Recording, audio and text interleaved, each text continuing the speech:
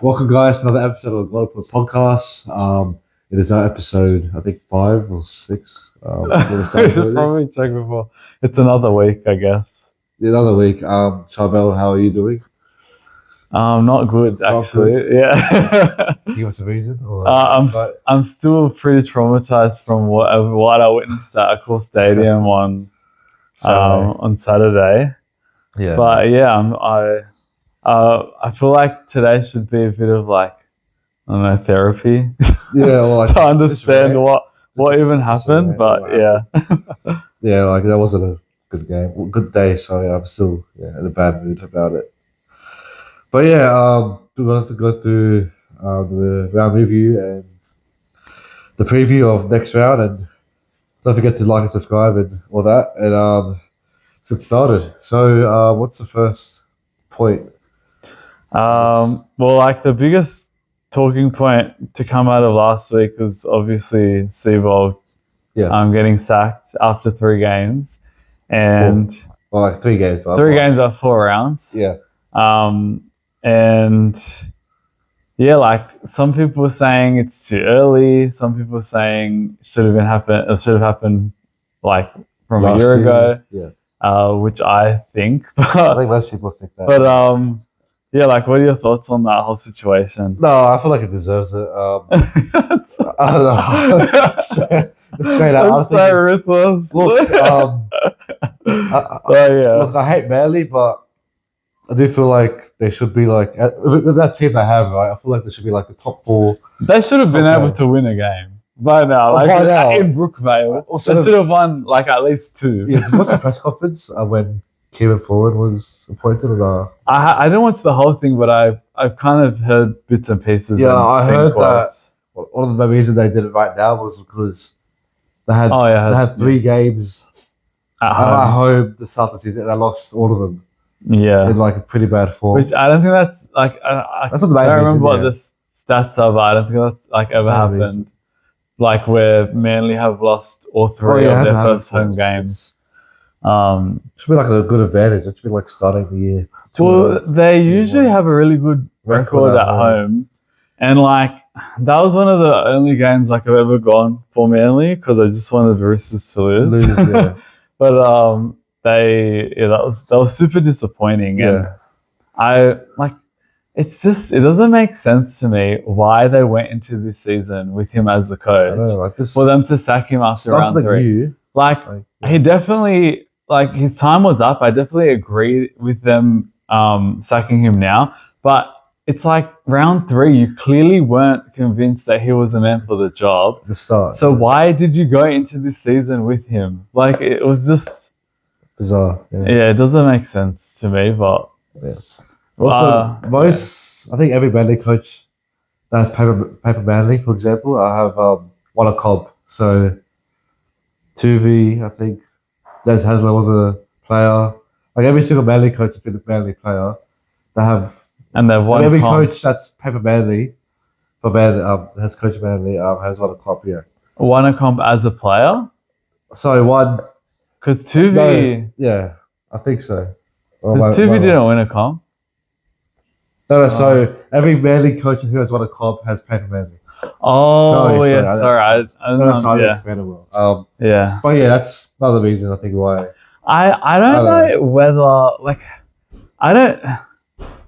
Do you buy into that, or is it like just coincidence? Like I don't know whether that's what's actually needed to for Manly to be a good team. I mean, like the one who loves Manly, I guess. Yeah, but you can say that about like. I don't know whether I buy into that because you can love a club and have passion for a club and want to do well as a coach and want to achieve greatness and not play for that club. Like Like look at like I don't know, did Michael Maguire play for the Broncos? Like yeah, like you know what I mean? Even Trent Robinson. Yeah, like all these coaches that have achieved. Like I just think that idea with Manly, while it's probably an easier or like easier option. Yeah, or like a simpler way to put it, like just to find someone that already cares for the club. And it clearly works because it's worked in their history. But I don't think that's necessarily like thing that Mandatory, you must have necessary. as a prerequisite or like going in if you want to have that coaching job. So yeah, I don't know. It's just I don't know. Is it because who knows? Maybe Manly is a place that you can't understand unless you're a player there. I don't know, but because that doesn't really apply to like any other club. So yeah, I don't know. It might be true. It might just be coincidence, but I guess we'll just have to like time will tell. I guess. But with like. Did you like? So you thought obviously like a year ago, Seibold probably should have been like let go from a year ago. Not a year ago. Oh, a whole year. Well, like as in, I reckon from halfway through last year. Halfway to like, not even that. I think they'll do well actually halfway when they beat Storm.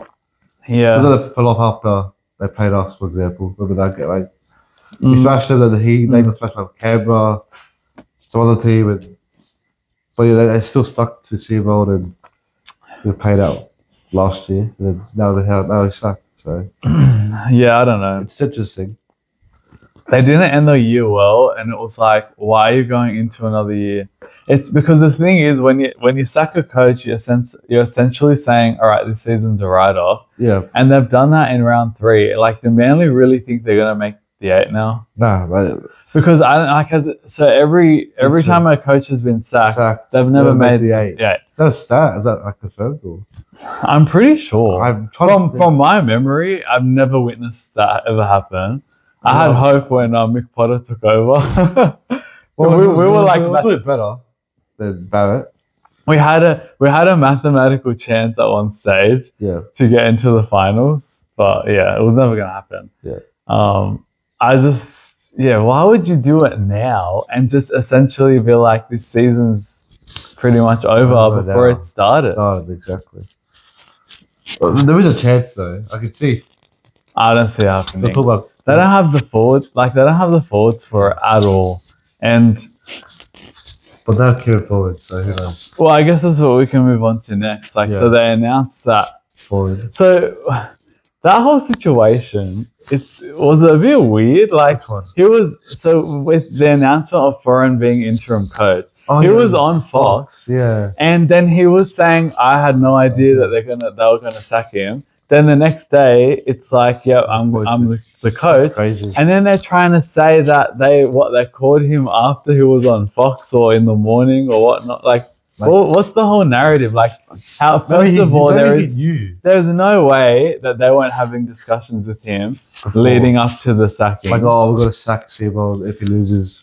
Yeah, because it's too fast. It's way too fast. Like, how can he essentially made it out as if he found out that Seibold was sacked while he was on the panel at Fox. Yeah. And then the next day he's head coach. So it's like crazy. Yeah, I like the optics of it. They made it like Foran came out said that, they called him like super last minute and it was very out of the blue, and he just couldn't say no to the offer. Yeah. But I just can't imagine that Manly would sack a head coach without having a plan, before they do it. They can't out of the blue say, "Oh." They 100% had conversations with him, I reckon. And see that.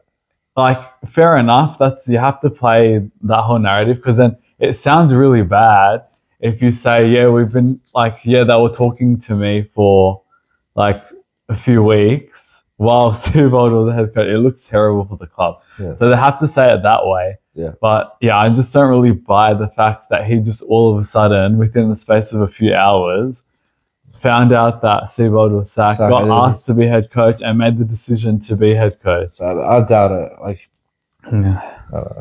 So what do you think about that option to go with him as interim coach?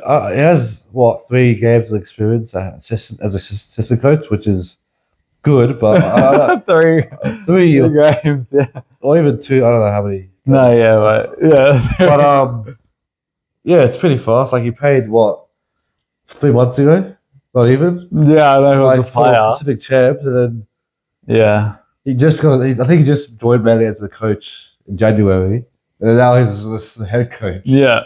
And that's crazy. Like I thought the Benji Marshall like Well, it was, one like, was quick. crazy. Yeah. but This is even. He's like 35 as well. Like he's younger 35. than like a few players in there. He's younger than Terry Evans, Colt Walker, Yeah. How Ben Hunt. crazy is that? Like, what if DC stayed and Ford's Yeah. coaching? Yeah.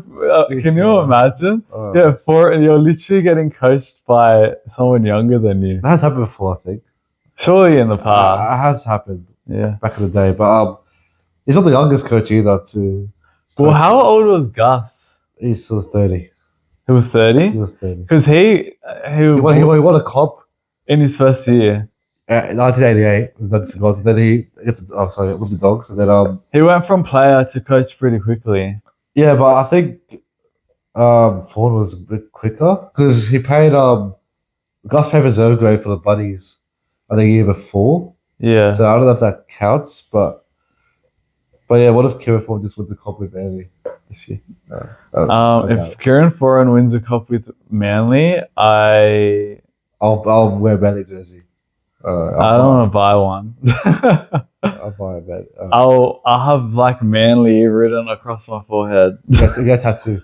No. I'm kidding. And walk around in public with it. But yeah, there's not going. It's just I don't know. It's just like I think it's too fast. I think they should like appoint someone else who's like better than Manly. See, who else do you think they like? Tuvey. That's the thing. I don't think there's. Okay. Could they have brought him in? He's doing the pathways system. I think SG Ball. So he's working at the club. Yeah, I think he's working the pathways or somewhere else. But yeah, I don't know.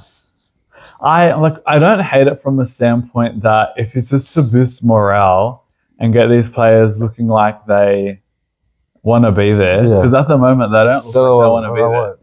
And like if they just start enjoying playing footy and throwing the ball around, they'll win a few games. Yeah. But it's definitely not a long-term solution. And I would be more okay with it, say if there was like 10 rounds left. Yeah. If it was halfway through the season, but he's got essentially like 20. He's got 20 games or 21 games for them. So yeah, it's a pretty big ask. Like that's a lot of pressure on someone who just started.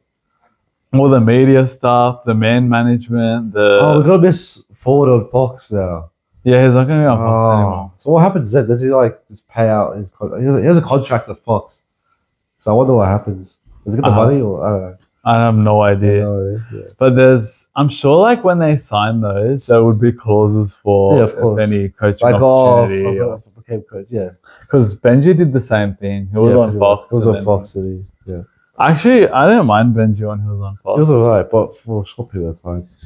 But yeah, I don't know. I don't see Manly making the 8. I know they've only lost. Yeah, no, they're not. A lot of teams like 2021, right? Like they were 0-4, then. Yeah, that feels like an anomaly to me. Like Tom Trbojevic is playing in the team now.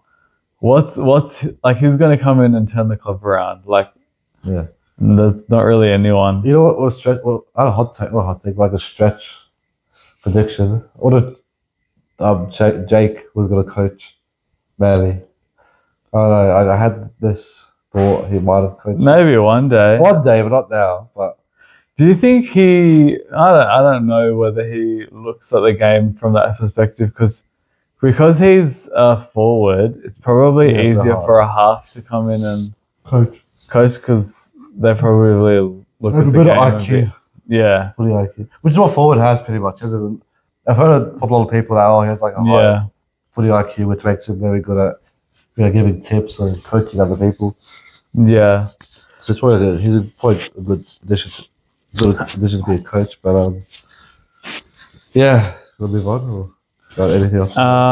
So potential coaches for next year. Apparently, if Forward does it well enough, he might keep the job. So he might be coach next year. But I don't think that's good for him. I don't think that's good for because he's super young. Wouldn't he want to be under someone like?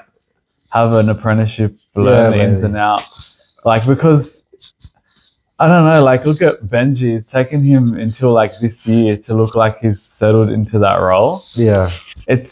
like yeah, Took a few years, and look at a lot of other players like Josh Jackson. He's been coaching for what 3 years? 2-3 years, yeah. The Jersey Flag, Yeah, Jersey. and then Jersey. Yeah. I'm sure he'll end up being a head- New South Wales coach, and then an assistant coach, a New South Wales Cup coach, assistant coach, and then make his way into. And that's that's how you kind of get into the role. The experience. With all that experience and being prepared for it, because like with Foreign, he's going to coach this year with pretty much not much pressure because they've just sacked the head coach. There's not going to be that much pressure on him. But next year, if they perform badly and he's the head coach, it could potentially, like, if he has coaching aspirations, it could ruin his career. And it's like why would, like, if I'm Foreign, like, do I want to do that now? Like, it could affect my coaching in the long run. Yeah.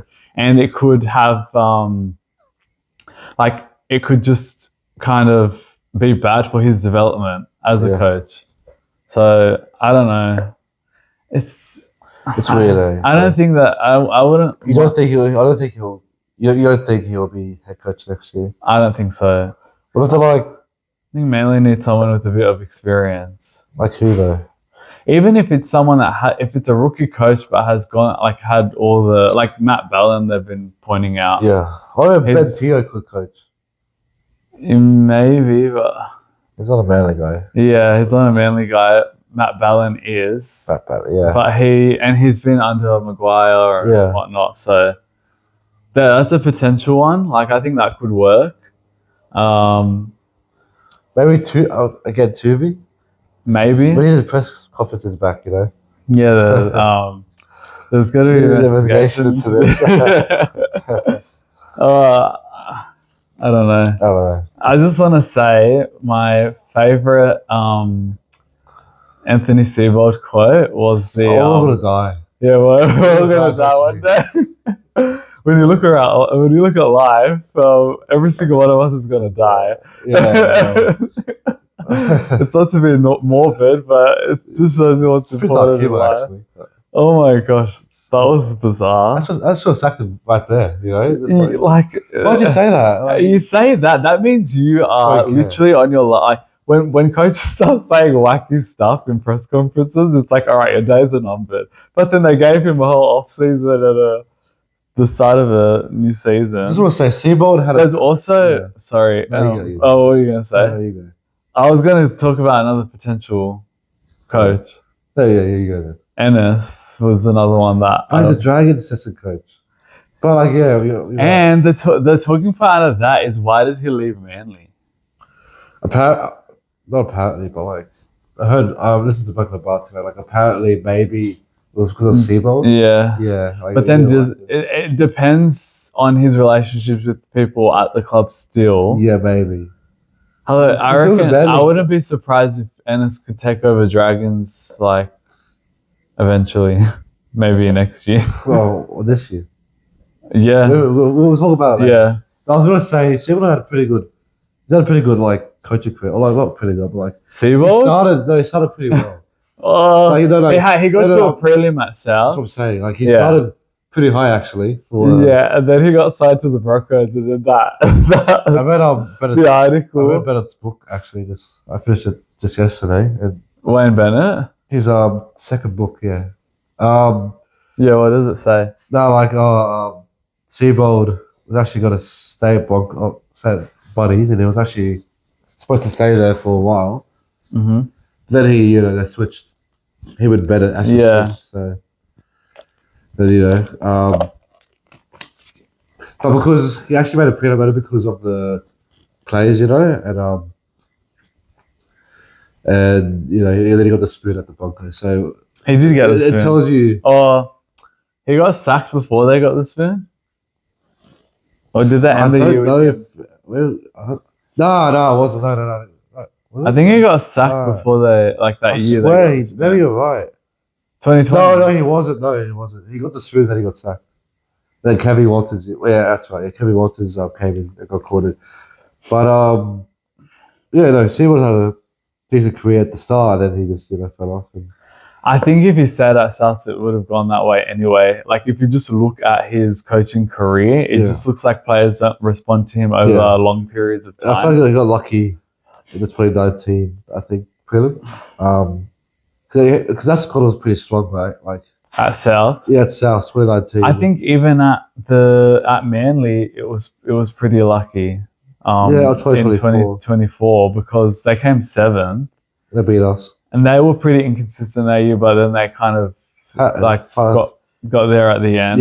Yeah, but then they lost. And then they got to week 2, which made him look pretty good. But I was trying to remember, was that the year that Shane Flanagan was with him as assistant coach? 2024. Yeah. Shane was Flanagan. Yeah, he was a Dragons coach. No. Shane Flanagan was assistant coach at Manly at a stage, wasn't he? 2023. Yeah, you're right though. Yeah, you're right. Yeah. But was that year? Before. Nah, it was year before. So when did Flanagan join? His first year was 2024. Yeah, I remember. They always made finals, Dragons. Dragons always made the finals, but they were kind of on a similar level to us in 2024. Sort of. But they were getting smashed a lot, but then they'd win big against some teams. Like they were super inconsistent, we were like pretty competitive. Like I remember at the start of the year, they actually looked better than we did. That's right. In the first couple rounds, Tigers were like 50. I remember that. And that wasn't at the first round. Like they smashed a team, Dolphins or something, in 2024. Yeah, 38-0. Something like that. Yeah, and they looked Titans. Dolphins smashed them. Yeah, I think. Yeah. But they were smashing teams, you're right. They're actually pretty good that year. But wasn't it 2024? Did they not smash the Dolphins and then they got smashed by the Dolphins? That was later on. I can't remember. But they were actually pretty competitive. Yeah, it just shows you how much they've fallen off. But anyways, any other potential signs before we move on? I think Ennis, Ballin, Tuvi. Why does Brett Cornwallis's name always come up? I don't know. Why? Well, Hasler comes back. Oh, I was gonna say that because they bring back Hazard, that would be hilarious. Again, the third time. Third time. Why was he sacked again? I don't know why was he. He just got randomly sacked up. So Manly had that crazy good year. 21, yeah. 21. And then 2022. They sucked. They missed finals. Did they miss finals? What happened to them that year? I think Tommy was out a lot. I think Tommy was out. That's funny. And then 2023, I remember they were alright. Like they were doing okay until the whole Pride jersey stuff. Yeah, people did. And then they did not recover from that, and then they sacked him after the end of the season. Was that his choice though? The Pride jersey, like he wouldn't. I to be honest, I'm pretty sure the rumors were like that him and the owners or the CEO just were not getting along. Oh, okay. Because I thought that once they moved past that, the year after, if you could, like build that team back up, but yeah, especially if Turbo was like, fit the whole year, he would have, done well. But well, I don't know. Well, if it's a CEO problem or that, then I don't think Hazard will come back. But no, he's not going to come back. It's embarrassing for the club. You can't sack someone. They could bring it back. You can only do it once. The third time. You can't. Yeah, you can only do that once. Like how Ivan got sacked and brought back. Yeah, that was very different. Like if Ivan was to get sacked again, would Penrith ever? Like I just can't. I don't think that's ever happened. I could be wrong, but yeah. No, I think you're right. But it would be pretty funny though. Well, this Hazard comes back. And, do we briefly talk about Roosters? What was the one? Did you want to say anything about the PNG? Yes. So what's his name? Peters. What's his Willie name? Peters. Willie, Big Willie.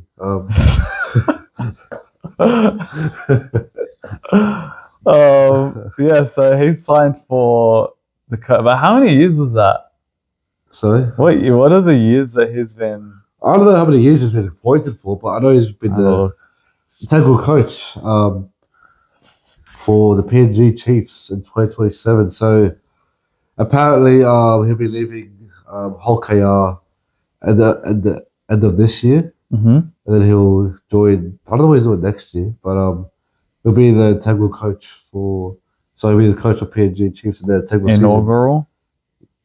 Season. Inaugural. So Is that the word? I don't even know. It is inaugural. So yeah, I guess it is integral. yeah. I'm trying to find the what years. I don't know. I just heard like I was appointed. That's all. How many years did he get? The 1 year the mixed finals. Surely not. No, I'm joking. 1 year the mixed finals and he resigned. But yeah, he's been appointed coach. He's been pretty well. He's been doing pretty well in Super League. So won a World Cup challenge just 2 months ago. Yeah. Big Broncos, the powerhouse. But even though they sucked for the first 2 rounds. Yeah, I've got the. I don't know how well. Oh yeah, they lost to Vegas. Okay, they got smashed by the Rhinos. Yeah. Brad Arthur. Yeah, Brad Arthur's team. Do you think that PNG in general will be like what was your reaction when you heard that they were? This plane pass. So it's like the loudest plane. Well, that's an airport. What yeah, why is it so low? I know. What's the question? What was your reaction when you heard when they confirmed there was a team for Papua New Guinea?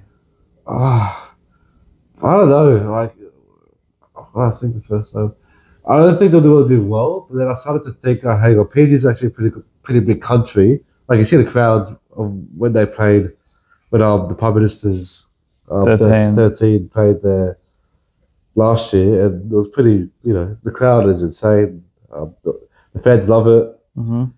Like they feel like celebrities over there. The footy players feel like celebrities. They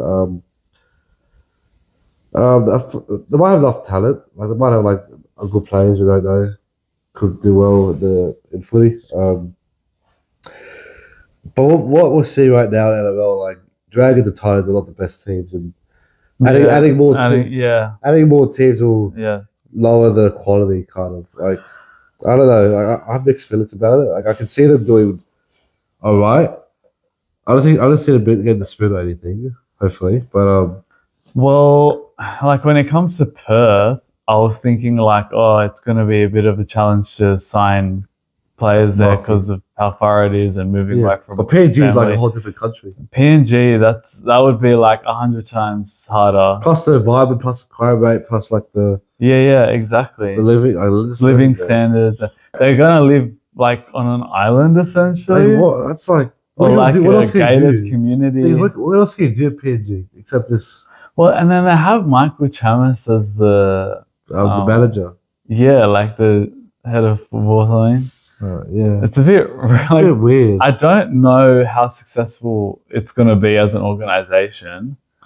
Look at tax. They'll get great. Yeah, like they have all these incentives to try and get players to move there, but the only types of players I can see moving there are like ones that are Cleary, like young and. Cleary. Well, I think AJ will definitely. AJ's going 100%. But he's got all that cultural connection. He wants to be a part of the first. Like he'll go. He'll be the only player there. Yeah. One against 13. But in terms of like getting like a marquee player, like I don't know, and like I can see them getting like younger players who are still single, don't have a family and whatnot. Just they'll go there for a few years and then eventually come back and play for another club, like move back home. But I don't know. I think that will be okay in the forwards department. It's more when it comes to like the outside backs and like halfback and like your spine players. Yep. It'll be interesting. It's interesting to see. I don't really know. Like I don't know why they brought it in. Wasn't it like for political reasons? Political reasons. Yeah. About China and whatnot. Yeah. So this was to say that did you remember the game last year, PNG? The quality of the mics. Well, over there. Yeah. It was bad. It was like so loud and it was like next to the mouths or kind of thing. But like, I'm sure the NRL will I'm not upgrading. Well, that was an international game. So that wasn't like NRL in charge of it. I know, but so when the NRL are, they're bringing all their production staff and everything. Is that like upgrade the field or like the stadium? They're gonna have to. They're gonna have to. Is that where they're gonna be playing? Because it looks like there's not even a shelter over the stands. Yeah. No shelter. Yeah, that's right. Yeah, it's just like an exposed stand. It's too hot. It's raining and no crowd. Oh, I'm sure the crowd probably. I think the crowd will be actually pretty good. Yeah, like they'll still love it regardless. Yeah. But I don't know. We'll have to just see what kind of signings they get. What year did they join? Sure. What year did they join? Just broke the horror. What time is it? 34. Okay, I'll just cut that out. What do I do? PNG. 34. So I'm 27. Wait, what year? What year did they join? Oh, 2028. Oh, 28. Yeah. Oh, wait. Oh, this year's 2020. That's right. Sorry. So that's the Bears. Next year's the Bears. And then the year after is the Chiefs. Yeah. Oh, what the fuck did I do? Okay, back.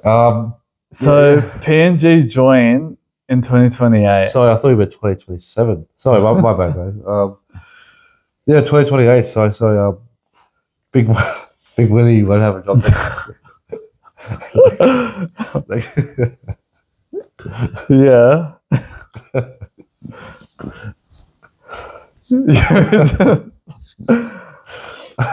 Sorry.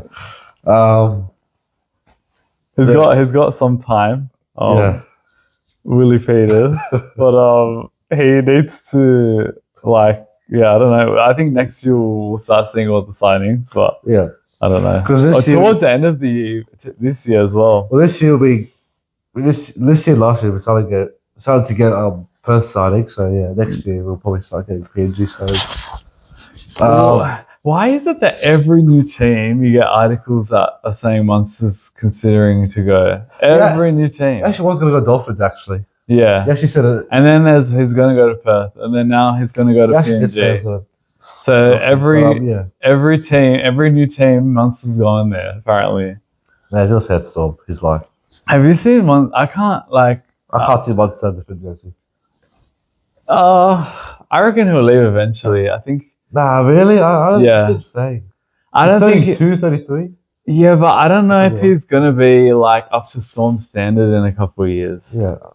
And his interviews now, I can't stop looking at his teeth. Have you? I saw the podcast one. On this podcast, why is his teeth so? Yeah, he went and did veneers, and they look like artificial. Yeah, they look really fake. But on TV, with the light on his face, they're blinding me. I'm like, oh my god. It's sunglasses. Anyways. Maybe it's like a tactic for the games. Yeah, he blinds his opposition, but he's got a mouth guard in. No, it's bottom teeth. Takes it out.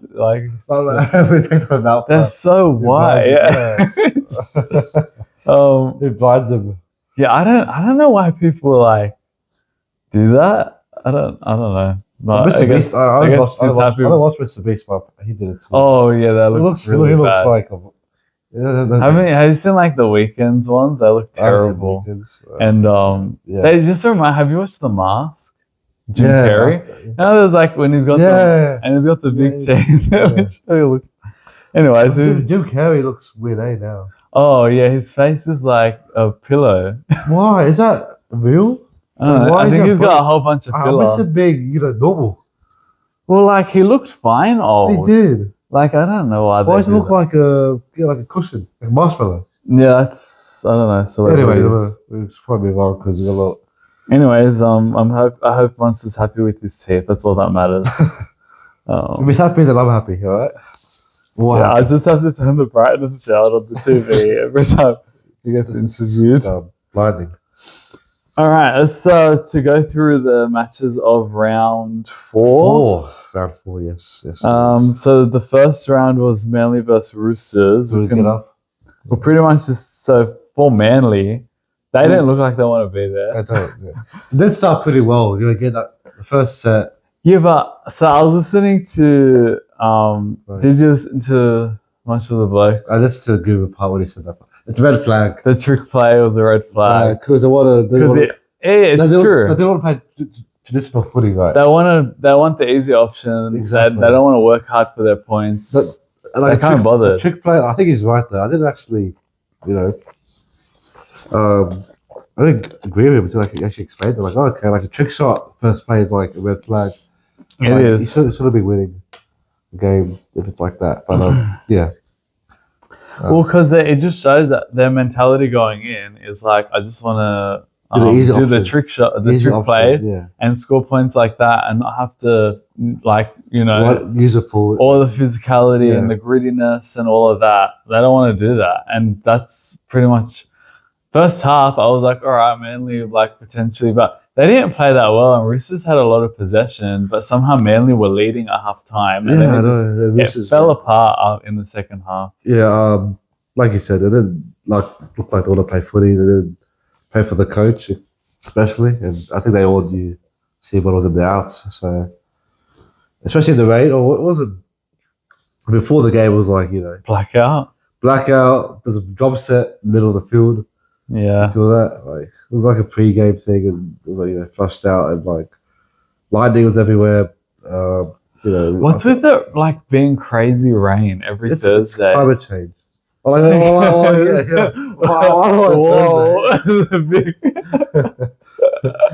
But you're right though. Every Thursday, like it's not on the weekend, not start of the week. It's only on Thursday. So yeah, but like it didn't rain here. But when we played in Canberra, it was like bucketing. Yeah, it was crazy. It was like blinding. Honestly. And the stadium was like waterfalls everywhere. Did you see? Well, we didn't do a podcast last week, so we would have talked about the Canberra stadium. Yes. That was like maybe when we get to the Serrano broke her head or like got stitches, all that.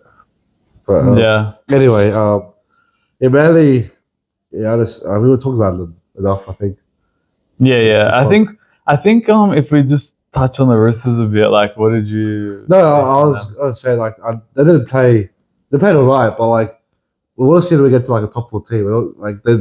I agree. Like last week, we saw them play against Panthers. Like the week before, we saw them play against Panthers, and they're rubbish. Rubbish, and they've only played. Who did they verse round 1?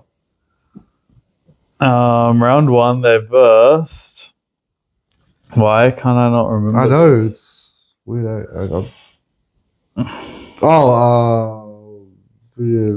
Warriors.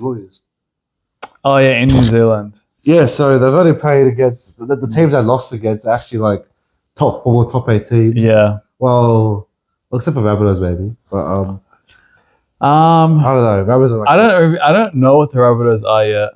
It's hard to tell. Yeah. They've only played against and that game was obviously disrupted. Different. Yeah. They could have won actually. Anyway, When I finished watching that game, I literally thought to myself, like, this game pretty much tells me absolutely nothing about the Roosters. I don't know. I do want to say that the discipline and the set of the commission rate was improved. Almost perfect actually. I think the best. Yeah, they had 0 penalties and like 90 something. Which like non-Roosters like honestly, which is pretty good. But like, if you get 0 penalties, is that a wrap for the players, or did the ref just not blow any for like? I guess obviously the Roosters are good too, but if the ref wanted to blow one, he could have. Nah, I think they're actually pretty good discipline. Like, well disciplined. So so their completion 96. Yeah, 96%. 50 out of 52 sets. So like, that's almost perfect. That's like a record. I think first time it's actually happened in NRL history. But a penalty, so which is good, but it doesn't really tell us. Who do they have next week? Bye. Oh. Who do they have the week after? Storm, maybe? Yeah, check this out. Is it? I'm just guessing. Because I don't know, like I'm not convinced by them because they've essentially beaten a team that, like, I think Manly were favourites for the spoon after that game. Oh, yeah. So, like, what is that? Like, anyone that versed them, you wouldn't have been able to tell where they are. Yep. As a playing group, as a club. So I don't know. Yeah, I don't know. DC played alright. They best Sharks the week after. They can. That's a good game. Yeah. I was gonna say DC got booed 30 times in the first half. Yeah, every time he touched the ball. That was actually pretty funny though. Yeah, it is. Broncos Dolphins. No, Warriors Tigers. Oh, why didn't I write that one? Sorry. Because you didn't watch it. Yeah, I did. Sorry. Yeah, Warriors came out flying like they usually do. In the past 3 weeks, and they've played pretty well in the first half. They'll killing them physically, the forwards, like they always do. Especially with Ford, Fisher Harris. Also, Metcalf was back. Do want to mention that, but overall, they didn't play their best. Pretty flat. I don't think they were used to Metcalf being back. I think they expected to, because of how well they started, I think they just thought we can take it easy and just win this game easily. Exactly, but the Tigers came back and scored a few points before the second half. Yeah. And then they were really impressive, and then the Warriors just were, I feel like they were just kind of... They were flat. Yeah, they were flat and couldn't respond by the end of the game. But I don't think Warriors were actually that bad. I think Tigers were actually like. We'll have to just see how they go in the next few weeks, but I do think they'll bounce back. Like, I think Warriors will be very good this year. Do you think they should keep Metcalf like at 6? I think but like I don't think he. You see that really bad pass he threw? Like, yeah. He just threw it towards Tiger side. Yeah. I think he like going from an ACL.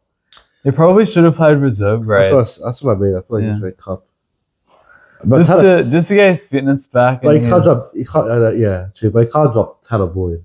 Like, no, you can't. He's been one of the best players. Unless they go on a losing streak, but yeah, of course. They looked really good with Tanner Boyd, and who was pairing with him last week? His halves partner in reserve grade. Hassan. I forgot his last name. Should I look it up for? Go to the last game last week.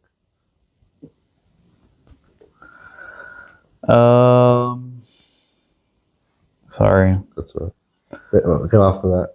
We need like a producer to back check while we talk. No. Go to the last game. Right. He scored the last try.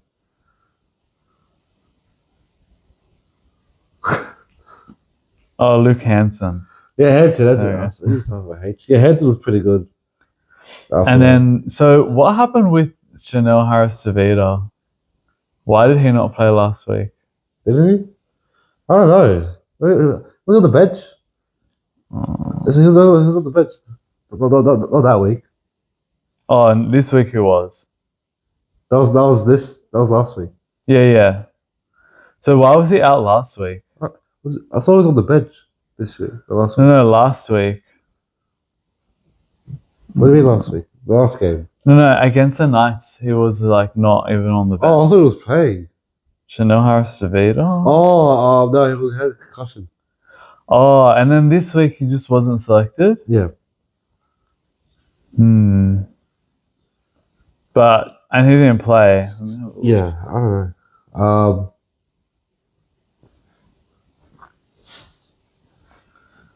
Let me have a look 1 sec. Yeah, because like, where do you fit them all in? Like, the fact that they're literally the average was like 40 points on each team. Exactly. With that, with 40 on every team. With that halves pairing for 2 games. Interchange. So he was like wearing number 20. Yeah. So, yeah, interesting. Yeah. I wonder what they'll do next week, to be honest. Yeah. I think they'll stick with the halves pairing, to be honest. They play Sharks. So. And is it here? Or? Yeah, it's Shark Park. It'll be tough, but we'll probably do it. I can see it. Anyway, so Tigers were like Dewey. Dewey was probably the best player on the round, honestly, maybe Cleary. But Dewey was fantastic. Yeah, he was. Especially after But he started the game not great. Yeah, he did it though. Yeah. But then he bounced back. Especially after what we thought he was going to be out for a long time. Yeah, I thought potentially like a lengthy period on the sideline, but he played, which was very surprising. Even though he was limping and barely walking last game, and then even though he was a big wuss, or oh my god, he recovers like a. It's the Lebanese. Exactly. It's the Dorm. It's the yeah. Jock Madden was really good. Apparently he skipped his Oh yeah, I saw that. That's funeral. Really sad. That's good on him. Yeah, Alex Twa was probably like one of his best games I've seen him play. Like he usually does not offload. He doesn't. No, he actually he usually go forward. Yeah, he had some really good offloads. Yeah, like, pretty good. Yeah. Tub. Yeah, Tub. literally. It's Lebanese gene. Yeah, so good win by the Tigers. Okay. Now Broncos Dolphins. Did you watch it? I watched it. Yeah. You watched? Okay. I forgot what happened. I'll just say so. Dolphins weren't the best. I don't want to say that. They weren't great. Like the attack was like they weren't as good as they were last week against the Sharks. Yeah, I don't really know with the Dolphins. Like, what are they? Yeah. Yeah, they're probably have they been more inconsistent this year than they have. I mean, no. Last year they started like really I was gonna bad. say that the start of the year 0-4. Yeah, and this year they started 2-2. Yeah. So look, they're actually a lot better than they are last year. So who knows? Look at me on the trajectory of getting top 8. But the way they ended the season last year, people thought they were like a top 8 side this year. I don't know if they're going to make top 8. They're just not looking. They're not consistent. They're not looking disciplined enough. And their defense isn't where a top 8 side's defense needs to be. Exactly. It's not defense, honestly. It's all defense for them. Like, if their defense is alright, like they'll be like a top 4, honestly. And just, the 74% completion rate, they just make a little bit too many errors, like compared to the Broncos' 85%. Yeah. Good game though, like honestly. The whole game was actually pretty exciting. Yeah, it was a good game. It was like pretty close at the... They made 15 errors. 15? Yeah. Far out, jeez. Do you know who I feel like's been looking pretty good this year, even though he's got defensive issues? Avarillo. Yeah, he looks super dangerous this year. Every time he has the ball. To be fair, he got lucky with that one try. But Ezra Man passed the ball to no one. Yeah. But he was looking. But to be honest, to give Avarillo credit, it's like he was on the ball the whole game. Like he was, and like he kind of did earn that try because he was involved in everything. And when you're involved in everything, like luck kind of just happens for you. Like when an opportunity arises, you're there to take advantage. Exactly. If he was switched off in that moment, that ball would have just bounced and anyone would have but he reacted, stopped the play, or Broncos player like dive on it or whatnot. So this is so well though. Yeah. For the Broncos, all the talk for the last 3 weeks or the whole more from the preseason has just been it's literally just been media pressure and media pile on the Broncos. Like not just Madge, Reynolds, the whole Teo stuff as well, Gordon Tallis, all of that. It's dumb. I thought it was so ridiculous. Like they were putting pressure on him before round 1. Like who even cared? Like they won a comp. They won a comp. Like but they didn't win the World Club Challenge. Wow. It was like Penrith haven't won one. It was like minus 2 degrees at England. Penrith haven't won a World Club Challenge. They're under pressure. Yeah, they're under exactly. Where's Ivan's pressure? Yeah, but it was just it's because no one has personal issues with the Panthers or Ivan in the media.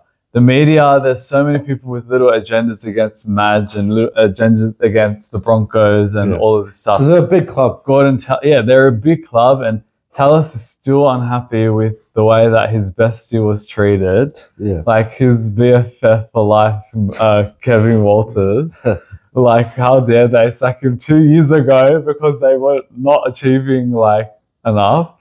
But yeah, it was ridiculous. Yeah. And what do you think about the whole the whole like thing about the door with the meeting room drama? I don't care. What's Why is that? Why is that even a big deal?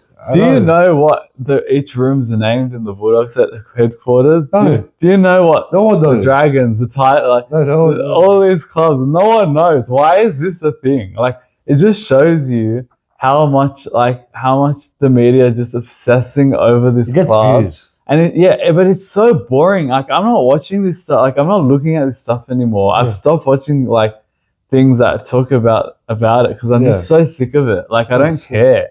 It's such a nothing story to me. Yeah. And they're trying to say that like they're erasing him from the club, like because it's just a door. It's not like they took his name off like a trophy or an accolade. Yeah. Like he's gonna have his name in the club forever. Like I'm sure meeting room doors change all the time. Like for every generation. What's the name? What's the woman's? They put Ali Brigginshaw on it. She's still playing. Is she? I suppose she's old, but yeah, I guess so. She's playing this year. She's not in the meeting room. Yeah, I don't know. Playing the game. Who is this meeting room for? No one even knows. It might just be like a a study. Yeah. Like a uni thing. This is a spare room. A storage. I don't know. Yeah, I don't know. Like I guess it's like they're trying to say, oh, it's so petty from the Broncos and blah blah. First of all, we shouldn't even know about it. Like, why are we knowing about it? Yeah, I don't know why we even know about it. And like, it's just I don't know. Gordon doesn't even care about it. Like I know he says doesn't care, but I don't think he cares. Well, I reckon he cares. Well, maybe he does care. So yeah. Deep down. Yeah, probably cried at home over it. that image. That meme. Yeah. He's just probably called Kevin Walters and cried to him on the phone. They took my name off the door. Like, anyway. But yeah, then the whole Ben Teo stuff, which was like really weird. Like why? Like I don't even know what happened. He just won a game. He just won a game against Dolphins, and then he left. Or was it before? No, Dolphins was this week. They won against. Sorry. Teo left and then hit that one against Dolphins. It was apparently because of Madge's defensive stuff. I don't know. Like to be fair, so I don't know. It's hard to know because we're not in the organization. Yeah. But so if you look at the Broncos' defense start of the season, it was not good. Yeah. It wasn't. It was very bad. Like even parts of last year, it wasn't good. Good. Yeah. And they pulled it all together in the final series and the last week or so of the regular season. Yeah. And do you think like maybe Madge took over or whatnot? Because like apparently he's been kind of restless and has been wanting to leave for a while. Really? Is your mic, by the way, like way too low? Maybe. I just noticed that. I can't put it here because that's something. Maybe just put it on the side. Yeah. So he wants to be. He's in the outs. Man. Like apparently he was wanting to go to the Titans. Where'd you hear this?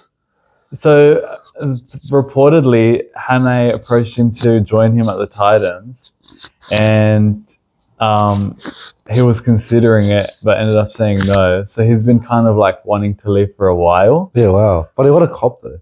I wouldn't be surprised if Madge took over defensive stuff back end of the season, and that's why he's kind of been a bit restless. Like I don't know, maybe we don't know, but because when you think about that's what was so weird about the Broncos is because they always say the best defensive side ends up winning the comp.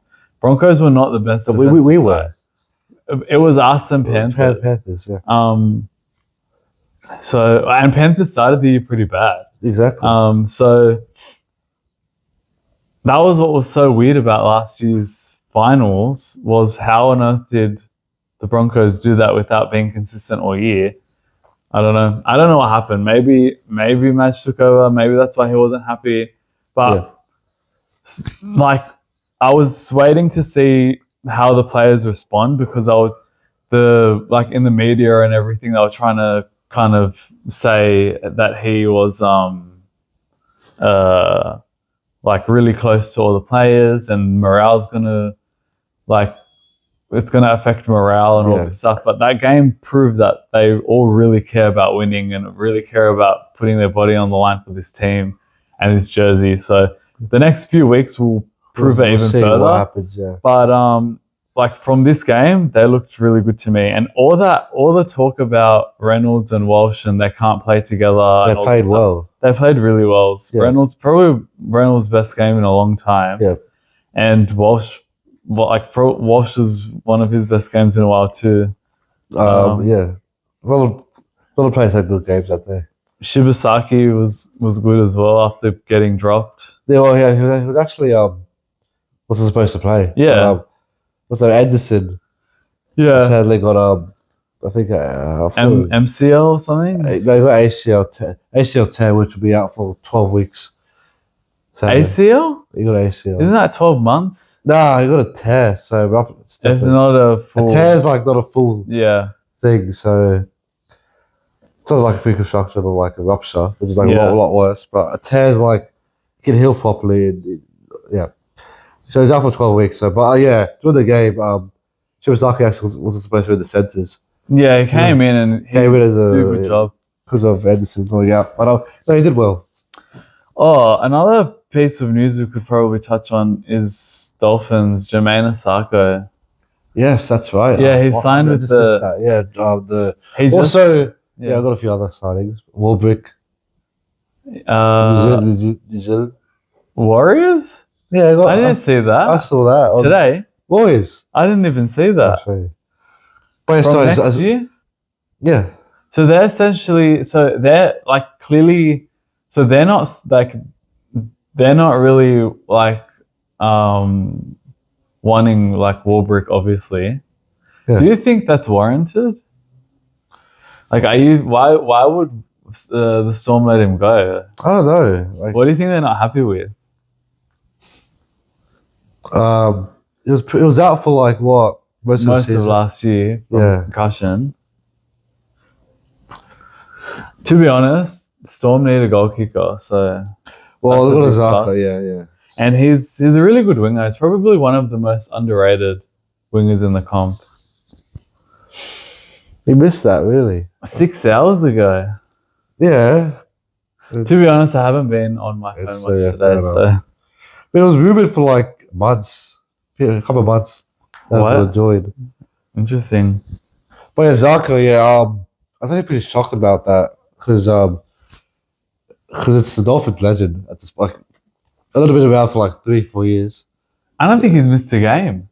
He hasn't. Yeah, that's what I'm saying. Like he's a legend. Like he hasn't missed a game. He's the highest point scorer every year. He for me, he's the best kicker and one of the best kickers. Like he's the best kicker in the comp. Yeah, and how he kicks it. He was like when he first started doing it, he was a bit inconsistent. But I feel like this year he's probably the most consistent kicker from the sideline. Him and Cleary. Yeah, he's so good. Like it's so satisfying. I can watch him goal kick from the sideline. Like it wasn't good all day. Like as a Broncos, he wasn't. Yeah, he wasn't great, but he's really mastered the. He has, the way that it turns in. Oh, I don't want to say Harry Grant is a goal kicker now. So yeah, no, but they really need more backup and more. Like he'll. Like, what happened to Beatty? I know Beatty's going to the. Why wasn't he playing? See, no, he's gone for 1 week. He's only 1 week, but I don't know what happened. I'm saying, why is he not goal kicking anymore? Is it a goal kick? Maybe. Well, did he not goal kick even when he was playing? I think so. Because it used to be Pappenhausen, and then it was Munster. Munster was like. Munster's shocking. I don't know. Remember when there was that game where he just kept missing them, and then his reaction was just like putting his hands on his hips, like looking so annoyed. Yeah. But yeah, good signing for Melbourne. I think that's it for you. Now to the Bulldogs versus Knights. Oh yeah. So going to this game, I was like, oh no, this is the Knights. Like Yeah, I had no, especially. I had no. Yeah, I wasn't even nervous because if they had Brown and Pogba, Maybe. I would have been like, all right, I'm nervous because they're attacking weapons. It's going to be hard to stop them, especially Ponga. So I was going. I was like, oh, confident. I was like, oh, I wanted to see I wanted to see points. That's what I wanted to see from us. Points, getting more attack. It's like a practice game, pretty much. It couldn't have gone like any worse. Or like we came back. It was bad 6-0, but not even then. Like they're both bad. Like that game was bad because we expected to win. Yeah, the 66-0 game. So, like, bad that whole. Yeah, so like fair enough. So like this game. It was like as bad. It's worse for me. Yeah, it's worse. To be like benchmark or if we lose this game, then we can't win the cup. Like we can't not win the cup. Even like make top 4, we can't lose these games. Yeah, exactly. We're gonna have to win against the hard teams. You know what I mean? Yeah. Which we're pretty bad. Like we haven't beat Penrith, full strength Penrith in forever. Yeah, never beat last year. Yeah, reserve grade is a full strength. But before we go on, like talk about the Bulldogs, we can talk about how like the Knights played. They played well. Played really well. Holbrook's a very good coach. Like I didn't expect it. I did not expect the Knights to look as good as. But I didn't. No one did. Because they don't even look. It's not even that they're winning through individual brilliance. It's just as a team. Yeah, it's as a team. They look really well coached. Yeah. And they're following the game game plan well. Yeah, the coach is putting out a game plan. It's obviously like he's communicating it really clearly and simply for the players, and they're following it extremely well. Yeah. And like what's even crazier is there are teams with halves that have been playing together for a whole season. Yeah. And they look so lost together. Whereas with the Knights, like Holbrook seems to have this knack of just switching out the spine, and they just look so cohesive. Good without, Like how? I don't know. Like it's how? I feel like we've had Bernard and Gavin play how long together, and they still look like strangers next to each other. Whereas they've had, what was the stat? They've had like 70 spine. 71 spine combinations. It's like since like 2020. 2020. Something like that. That's crazy though. Yeah, but they look great. Like their halves were Sandon Smith and Sharp. Fletcher Sharp. He looks dangerous though. Sharp. Fullback was Hunt. Fletcher Hunt. Crossland. Crossland. So he broke his nose from like. Looks like a big nose. Yeah, big nose. How bad is that? Like he literally got squashed between. That's funny. Yeah. Preston and someone else. And Gavin. Where was Hunt? Yeah, Hunt. Yeah. That was funny though. That was funny. Like a sandwich. Yeah, he got sandwich, but between their like butt cheeks. Yeah. But that's played well. Yeah. But they played extremely well. And the thing with the Knights is they pointed, like they found a weakness on Gagai and Young, like our left. The first try, that.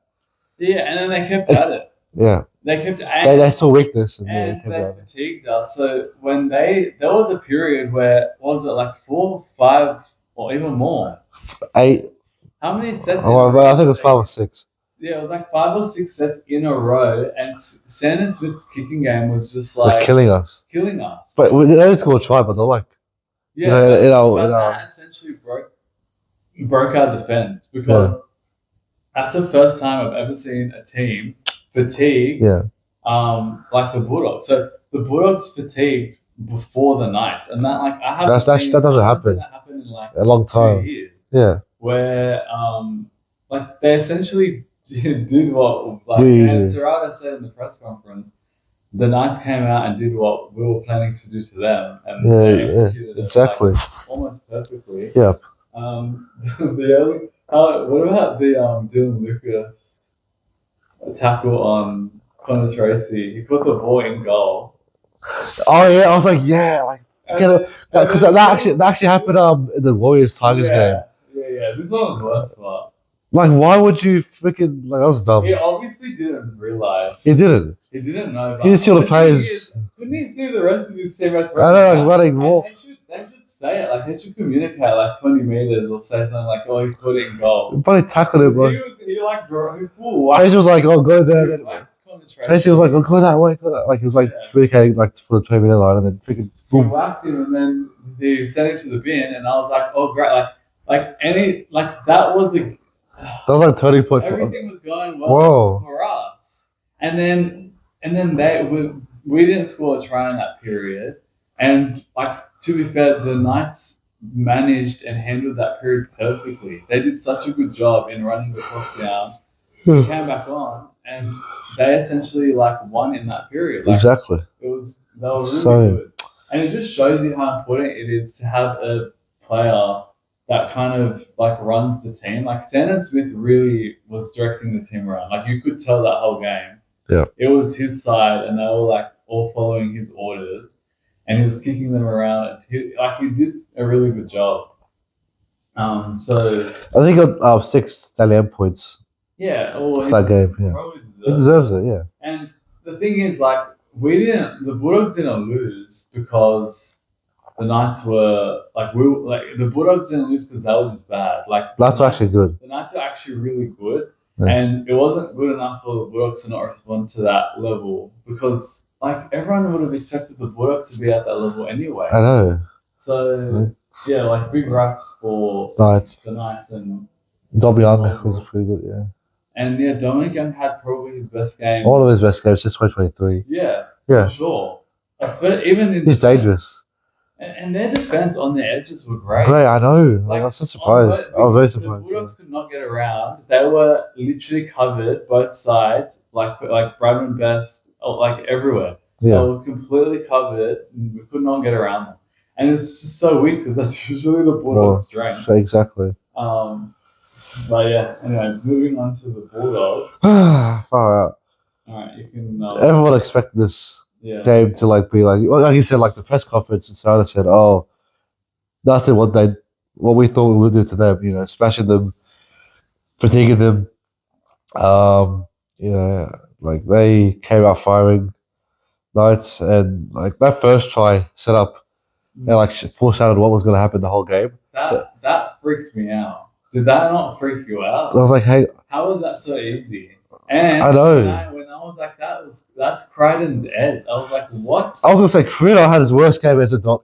I think he had his worst game since 2019. Yes, that's his worst game, including his Penrith period. That's what I'm saying. Like he had 6 missed tackles. 6 missed tackles. That's bad as a centre. He shouldn't have as many. And he was up against Dave Gagai. He's like 20 freaking thousand. 23,000 years old. Sorry, I was on the 1,000 part. No. Oh my god! Like why?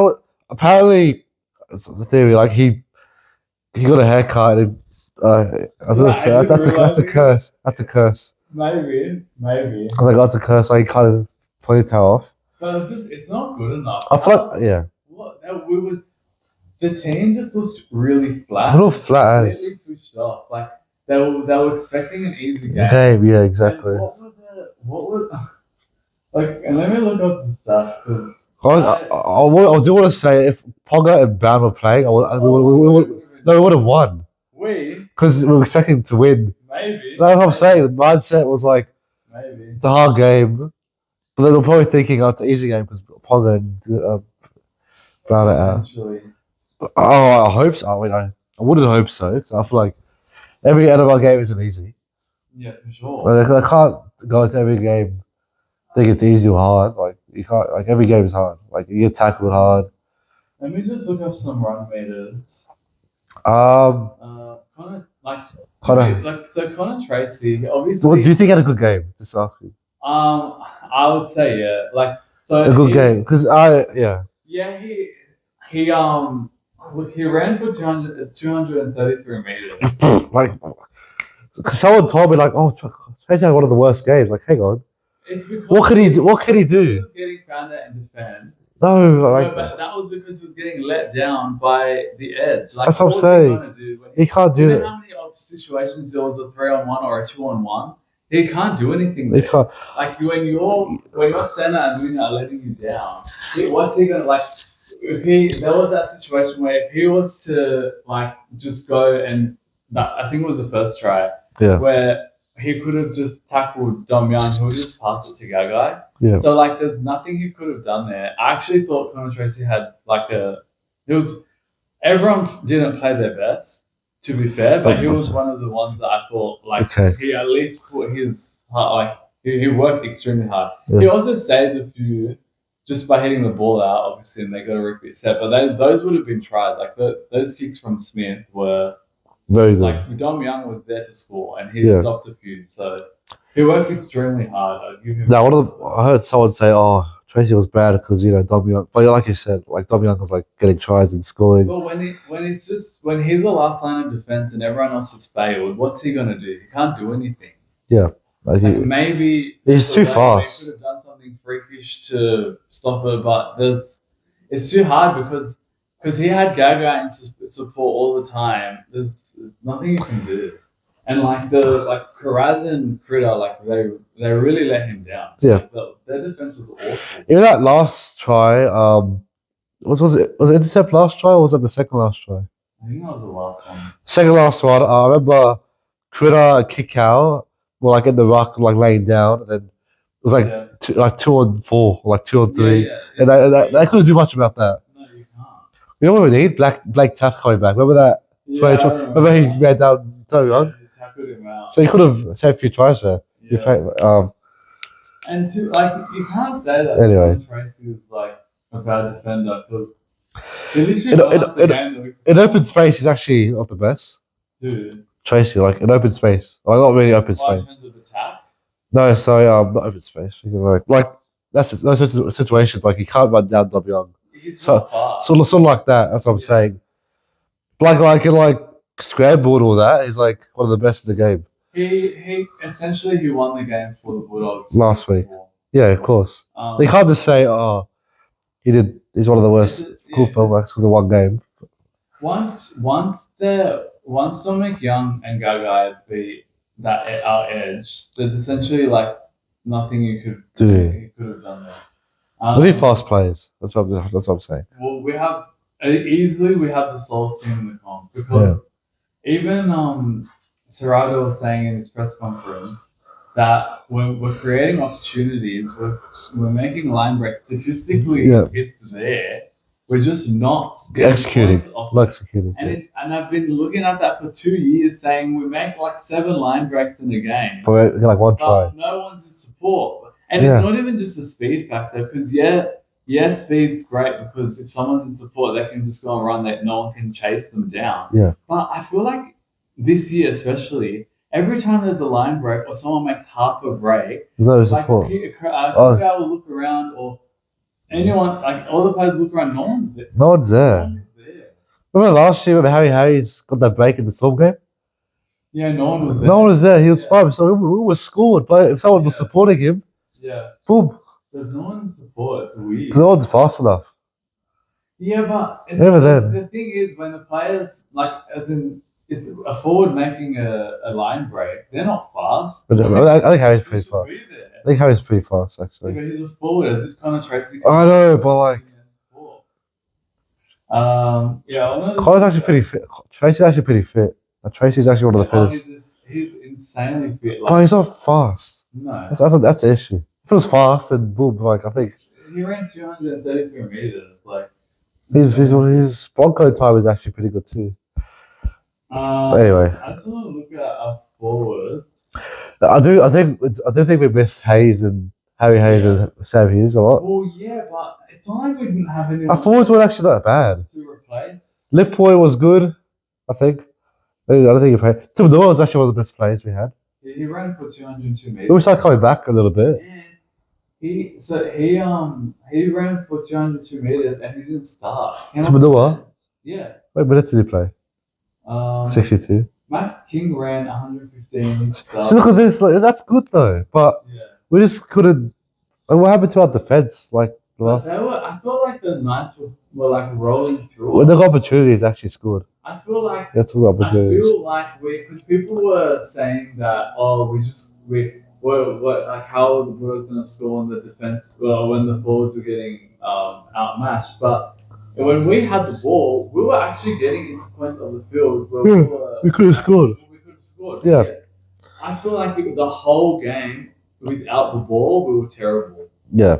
Like without the ball, that's what lost us the game. Yeah. Essentially, because like when the forwards didn't have the ball, they obviously weren't physical enough to stop it. They were just rolling through. The Newcastle Knights forwards were rolling through us so easily. Yeah. How many minutes? Do you want to say we have 57 missed tackles? 57. He played for 56 minutes. Tell me what. Yeah, that's very impressive. Yeah. I do want to say we had 57 missed tackles. Josh Grant played 4 minutes. Yeah, because of rib injury. Yeah, that was far out. Did you see? But that's the thing. They came out like aggressive, and we just were not in that headspace. We weren't. With them. Yeah. Because like the hit on the Daniel Safidis hit on Galvin. Galvin, yeah. And what's that? Which player? Is it Khabib? I don't remember his name. Khabib? Something. Yeah, that tackle. Far out his ribs are like. I thought it was like a head, like a bad tackle, like a dangerous tackle. It was actually alright. Because when he slammed his head, on the ground, his whole weight like went on his ribs. Yeah. Far I reckon that's the most painful thing. It is one of the most painful injuries. Far out. That's crazy. What else will speak about? Yeah, to move on to the spine. That's the biggest talking point, I reckon. I do want to say Krez is not 100%. I think his shoulder's not the best. Maybe for Krez. I don't know. So I don't mention that. Efficiency was 61%. Krez. Yeah. Far. What's Critters? Yeah, so he made 8 tackles and missed 5 tackles. Made 3 tackles. Crichton's tackle efficiency was 73%. That's terrible. He missed 6. Missed 6. Wait, that edge was so bad. Like far out there.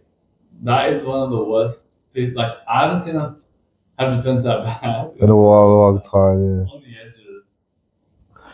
When it's forwards, it's actually alright, but I don't know. Yeah, spine. Do you think they finally make the changes tomorrow when the team was come out? Do you think they'll make changes for this week? No. It'll be the same team. Yeah, I reckon the same team. It's the Bulldogs at the end of the day. I feel like common sense does not apply when it comes to this current spine. Yeah. And I'm gonna say it. I'm gonna say the word Galvin. What? It doesn't apply to this guy. Why is it that everyone gets so much scrutiny in this team and they get dropped and they get moved and they get shuffled and all this stuff? And this guy doesn't cop anything. Like it just doesn't make sense to me. I'm sure he's a great person and whatnot. Yeah. But when you look at like the way that we played on the weekend, is that really how you want your halfback of the club to play? No. He's very fit though. Like his runs are good, but that's a halfback. You shouldn't do that. He's good at he takes hit ups. I know. It's not a forward. I don't know. It's just so frustrating. There's a 6. When you think about the whole situation, it frustrates me because exactly 12 months ago, we were in such a great spot. We're averaging like 30 points a game, almost. Yeah, and and now 12 months later, it's like we've taken 5 steps back. And why? It's all self-inflicted. It's all self-sabotage. Why does the club want to do this to itself? It doesn't make sense to me. Yeah. They made this like decision to bring Gavin into the club, and I feel like it's just trying to fit something in that's not fitting. Yeah. What's the saying? Like, I don't know. Trying to galvanize the club. Yeah.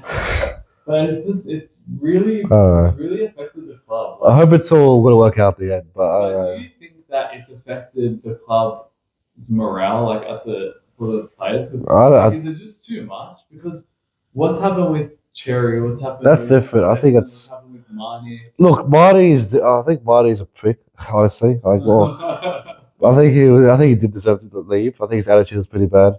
Maybe I don't know. No, that's what Apparently, he talked with other Bulldogs players in Vegas, and it was bad. Like, maybe that's a good thing. Not a good thing. Why are the dogs so flat? Like for that game, like I don't know.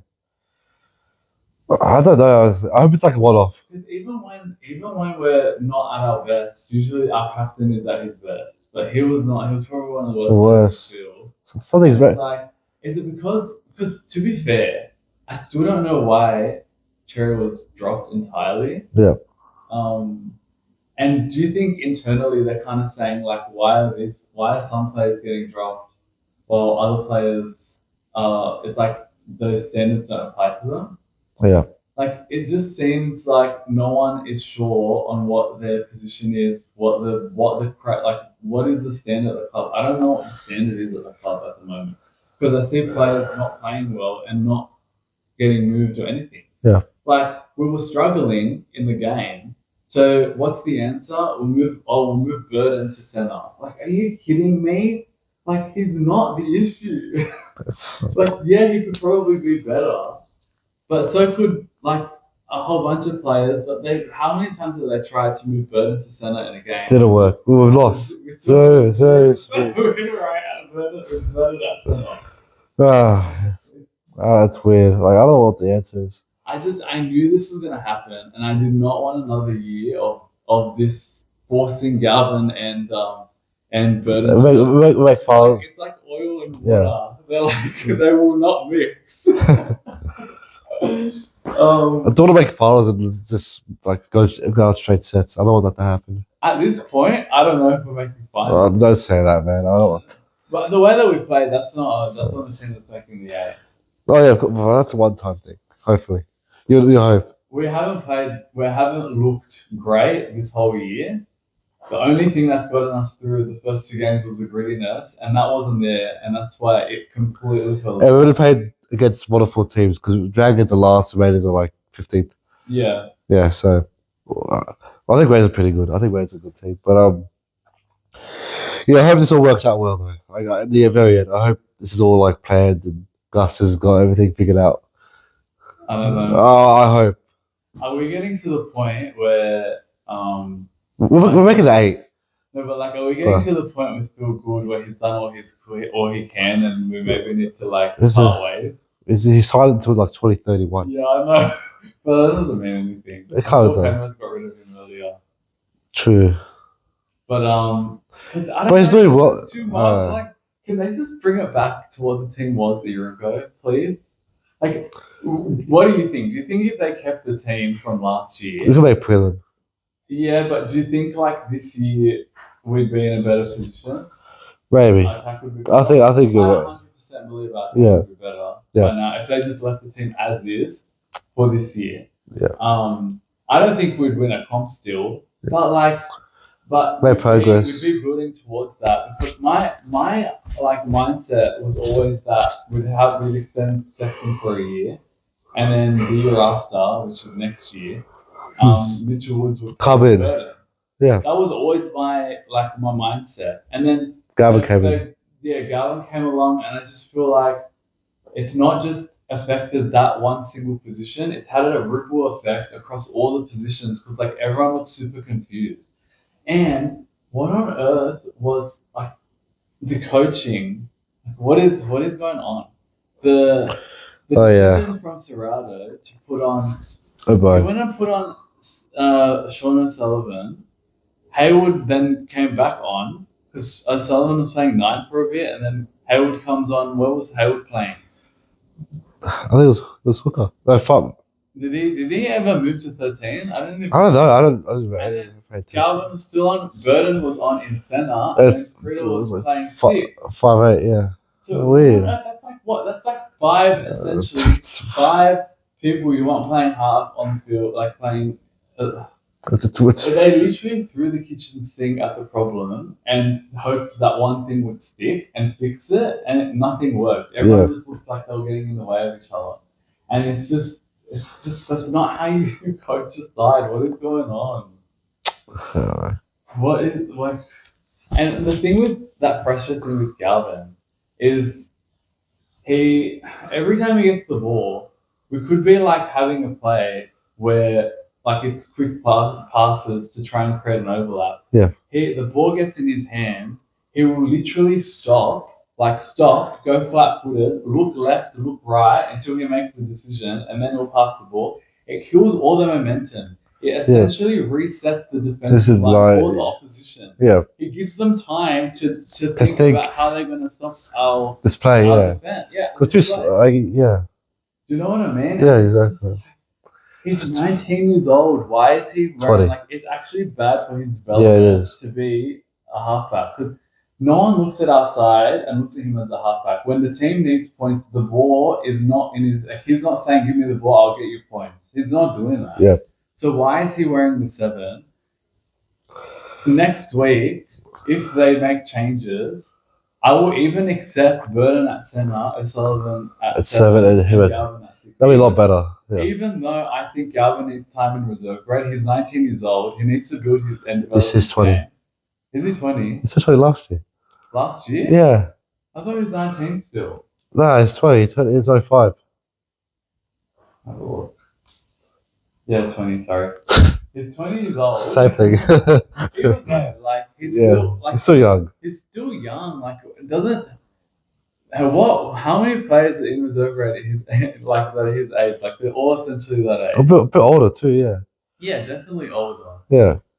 Like, what do you think? Do you think he deserves to stay in the first grade? I think he deserves. I think it's gonna be 6. I don't know. I don't know. 6 and like, do you think he? Yeah, I think he's 6. I think he's not a half. Like I've given enough time for him to have a chance and build. Also preseason, I've given him enough chances. I've been saying, it might work out soon, but I think I had enough time to At least he stopped spamming the short ball to Preston. Yeah. Right. He did that about 100 times, and it's like all hospital passes, and Preston's literally got players smashing him like before the ball. Well, it works sometimes. It works like once it works once in the game. Like, I think we get a try from like 1 per game. Yeah. We didn't do it at all this game. Preston was pretty bad too, I think. Preston? Actually, I don't remember. He was alright. It was the other edge that were by far worse. Like, even like the other edge, they were fine, I guess. Like Tuala and Montoya. Tuala was really good. I think. Yeah. I think he ran over 200 meters. Seibold ran so many meters. But yeah. I don't know.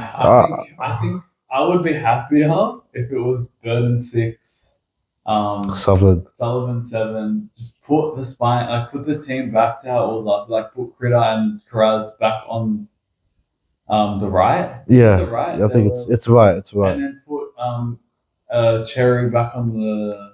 Not Tuala. No, like, why is he? I think it's the attitude thing. Is Cherry not more of a threat in attack than Tuala? I don't know. I don't know what's happening with Cherry. No one knows. I don't know. It's super frustrating. Do you think Montoya might stay past this year? He's not signed. He's not signed till next year. I'm not sure. So yeah. So he's signed till next year. Is he signed for next year? Nah. So what do you think? He's not fast. He's not athletic. He's just very good at hit-ups. Yeah. And tackles sometimes, he's like an extra forward. Yeah, he's very big. I don't know. Like, maybe Sua might be coming through. Hopefully, unless he goes to the Bears or something else, which I hope not. But maybe with a Karma, if he develops well enough. But yeah, I don't know. We've got a lot of wingers in reserve grade that could fill up his spot. Montoya. I don't mind Montoya. Really? We need speed. We need speed, but I think it's good to have one outside back that can essentially act as the way he runs the ball is pretty good. Like, I want someone to be able to do that from the outside back. Yeah. And who else is there? Crichton, he doesn't really do that. Quitter's fast, actually. Quitter's pretty. But then there's By center, so. Cherry or Tuala, whoever we're gonna pick. Montoya hits hard at the line. No one really runs like that. Yeah. That's why I like him, but I don't know. We'll see what happens. It depends what the Bulldogs have planned internally. So what do you see? Did you see Timbers being the same as last week, except maybe Hayes and Saviours are back in? Yeah, Okay. I think if they're gonna make changes, it'll be in the final team list. Yeah. They won't do it from Tuesday. This podcast will probably be out before, so after the Timbers comes out, so you guys probably know before us. So you will know, Oh, yeah, before true. us. So Yeah. We got move on. Yeah, we'll move on. Is there anything else you want to say about the Dog game? I just missed the 6-0, 6-0 start last year. I know, it was great. That was perfect, man. Like, one last thing I'll say is the whole pylon when, like, I didn't. Firstly, when the whole narrative switched around Sexton, because like when we were coming first, everyone's like, "Why are the Dogs wanting to let him go?" And why are they looking to sign Galvin and whatnot? Yeah. And the whole talk around that was like, because everyone was super confused. Yeah. And then like I don't know if it was from like the Bulldogs internally releasing stats about like how he doesn't have any try assists and whatnot. That's Fox. Yeah, but I don't know if someone from the Dogs hit up Fox to release all of those. I don't know. Because then the whole narrative changed and all the fans were like piling on Sexton being like, "Oh, he's terrible in attack, he's really bad," and whatnot. But like, the thing is, like, that was not a surprise to me. Like, I already knew in those first 6 games that Sexton wasn't having a bunch of try assists. But what I liked about him in the team was, he like unlocked a lot of players around him. Like, there's no coincidence that everyone else in the side played better when he was in the he was at the club. He's a halfback, so it makes sense. And he wasn't the type of like, yes, it would be nice for him to have 2-3 try assists a game, but we were still averaging almost 30 points a game in those first 10 rounds. Yeah. And we were like Burton was having his career best year in that first half of the year. Yeah. And then a whole bunch of players were having like really good games. Yeah, exactly. And a really good season. Like Cherry was pretty good at the start of last year. Haywood was so good last year. 5'8", even, Yeah, 5'8", and when he'd come on and play 13, like it was great. It was good. Kurt Mann was good. Like a lot of like kick out was really good as well. Look, he locked them. If you watch the way that he played, he never held the ball for too long. He always like serviced the players around him, and it always made sure that like things flowed in like a bit more in attack. We obviously weren't attacking weapons or anything, but we were scoring enough points to win most games, especially with our level of defense. If like our level of defense, we want to average around 2 tries a game, like only try and let in like 2 tries max a game. Exactly. If you're able to score 28 points or whatnot, you're gonna win most games. So exactly. I didn't like when the whole narrative switched around that to Sexton's bad because he doesn't have a bunch of try assists. But like, I already knew that, and I still wanted him in the club. Yeah. Because everyone else was getting a bunch of like we were setting up tries and whatnot. So exactly. I don't know. I never thought of Sexton as a long-term solution or a long-term answer to us. I just thought he's good for the time being until Mitchell Woods is ready to transition into that role. Yeah. So, anyways, next game. Panthers in power? Yeah, so... First of all, who's going to stop the Panthers? Yeah, no one's going to stop the Panthers. You know Flaxy, that Panthers fan? Oh... He's going to win. He went for the Eels first. So. He's going to cut his hair when Panthers win 5 games away, so... What about next week? A really random thing. I saw that. Yeah. Well, the Man United guy is doing it. This other. Who? This is like Man United. Like, you want to cut his hair to Man United like 5 games in a row. Yeah, but Penrith are going to win 5 games in a row, like easily. Well, last year they did it. So Penrith have Melbourne next week. That's actually Mitch crazy. Kenny's out, so yeah. They have a chance. So. I hope they win. Storm. Oh no, all Panthers win 5 games in a row. Come on. I don't like the Storm. I don't like either team. I find it funny. No, I don't hate Penrith. I don't hate it, but I'd rather see an even cop than a one. It's gonna happen. Like it's happening in the past. It's been happening in the past like 5 years. Yeah, no, as in like I think it's just inevitable. Penrith are gonna win it this year, unless Broncos can. Unless Dogs come out, which Woods. Yeah. Which Woods has like career best form. How about but Panthers. It was like Panthers started so well. It was like 30-6. 30-4, wasn't it at halftime?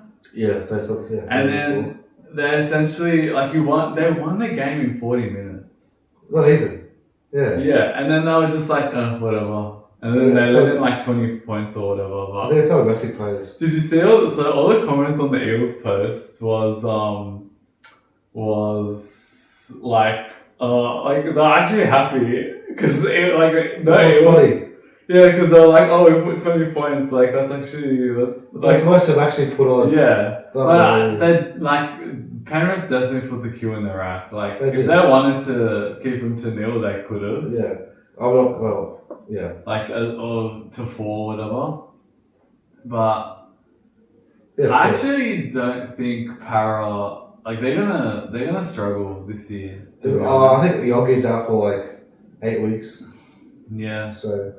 Much struggle. I had them as top 4. No, they're gonna struggle because they've got now Hopgood's ACL, Dury's ACL. Did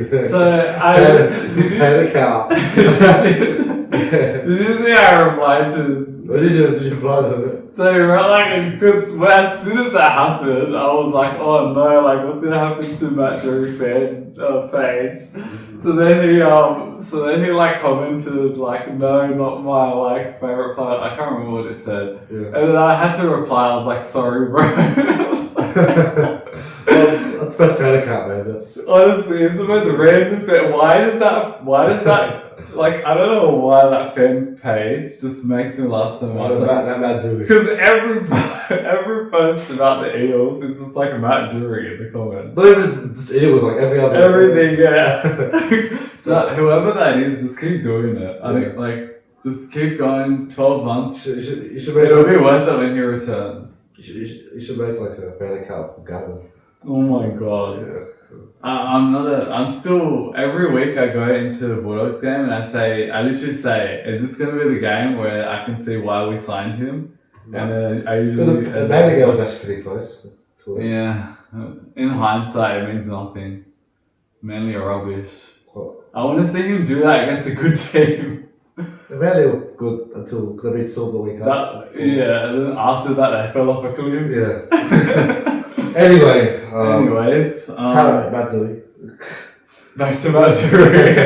Anyways, I hope he recovers well. It's actually really sad. He was having a good year, and he was a Bulldogs player initially. That's right, yeah. Did he play for us? He did. Did he? I think he played a couple first. Did he? I'm gonna look it up now. I think because of the fan account, I think he was doing well. He saw the fan account, was like, what? This player's well this year. Who is this Matt Drury fan page? I want to know. I don't know. Could be he played 18 games for us. Really? What year was this? From 2020 to 2022. Okay, fair enough. It was those years where By Corey Horsburgh was playing for us. Oh, yeah, that was even more random. He wasn't even our player. It was a loan. Yeah, we had no one. Yeah, I do think it was a struggle this year, especially after all his injuries. I had him top 4 actually. I had him top 8. I think I had him 8th. Yeah, but a lot of people had them as dark horses. Especially how they ended last year. Exactly, but I think all the injuries are pretty bad. Well, people were expecting Moses to be injured, but everyone else is injured, so... Don't jinx it. I want him for Origin. I want him to play, but yeah, I think excited about how might make Mr. 8, maybe. I can see him still making 8. I don't know if they have enough in the forward pack. Let's see what happens. And isn't Samrani injured too? Oh, for the meniscus, but that's for another couple of weeks. Who did? So Ione or syndesmosis? Yeah. Ankle. Ankle. Yeah. So yeah, that's pretty bad. And then I had like what 2 players, 2 injuries for ACLs. Two players had ACLs, yeah. Just like and sucks. it's just super unlucky. Like the way that they did it, it's just you put your leg in the wrong way, or the top foot one was hip drop, but yeah. Bitch could have only got one game though. That's bad though. I thought he should have like more. Who? Rich Kenny should have longer suspension. Why did he get the hip drop from him? Yeah, I know Hopgood, but like I think it's Matt Dooley. No, Matt Drury's one was just he was making the tackle. Who got injured? Who was out for like 10 to 12 weeks? So Couchman. That's different. Yeah, he's got 4 weeks for. That's something. Well, that's fair enough. But, yeah. I don't know. Anyway, why did Mitch Kenny get? he has a hip drop. I'm not too sure. Forgot. Like I said, Panthers lose next week. Possibly. I don't think so. Anyway, yeah, so now onto the Cowboys versus Storm. I literally was like when this game started, the first thing I said was this is the most boring Super Saturday. The Bulldogs game was rubbish. That's good for us. I think other people love that game. Really? But there was like because we lost. Yeah, but watching us attack has got to be the most boring thing you could possibly watch. Anyway. And then this game was boring, and then I thought that Cowboys were going to get smashed. I was like, it's going to be the most boring Super Saturday. But they ended up being great. Cowboys played really good. Clifford played 6 points. Yeah, and then Braden Burns, another X-Sports player, played really well. Was alright. Who? Drinkwater. Yeah, Drinkwater had after. He could have tackled though. What is it? He could have tackled. Yeah, his defense is still not great, but he had a great game in attack. I personally, after that Tigers game, I would have dropped him. Yeah, because his defense was. Jeff Purdy out, bloody fullback there. But did you see in that Tigers game the way that he watched? I forgot that. Dewey score? Yeah, I remember that. Yeah. He just walked. Dewey just walked to the trial. Yeah, and then he was standing behind him. Why would you do that? And he just watched him. He thought he was going to be held up, but anyway. Do you know those budget direct fins?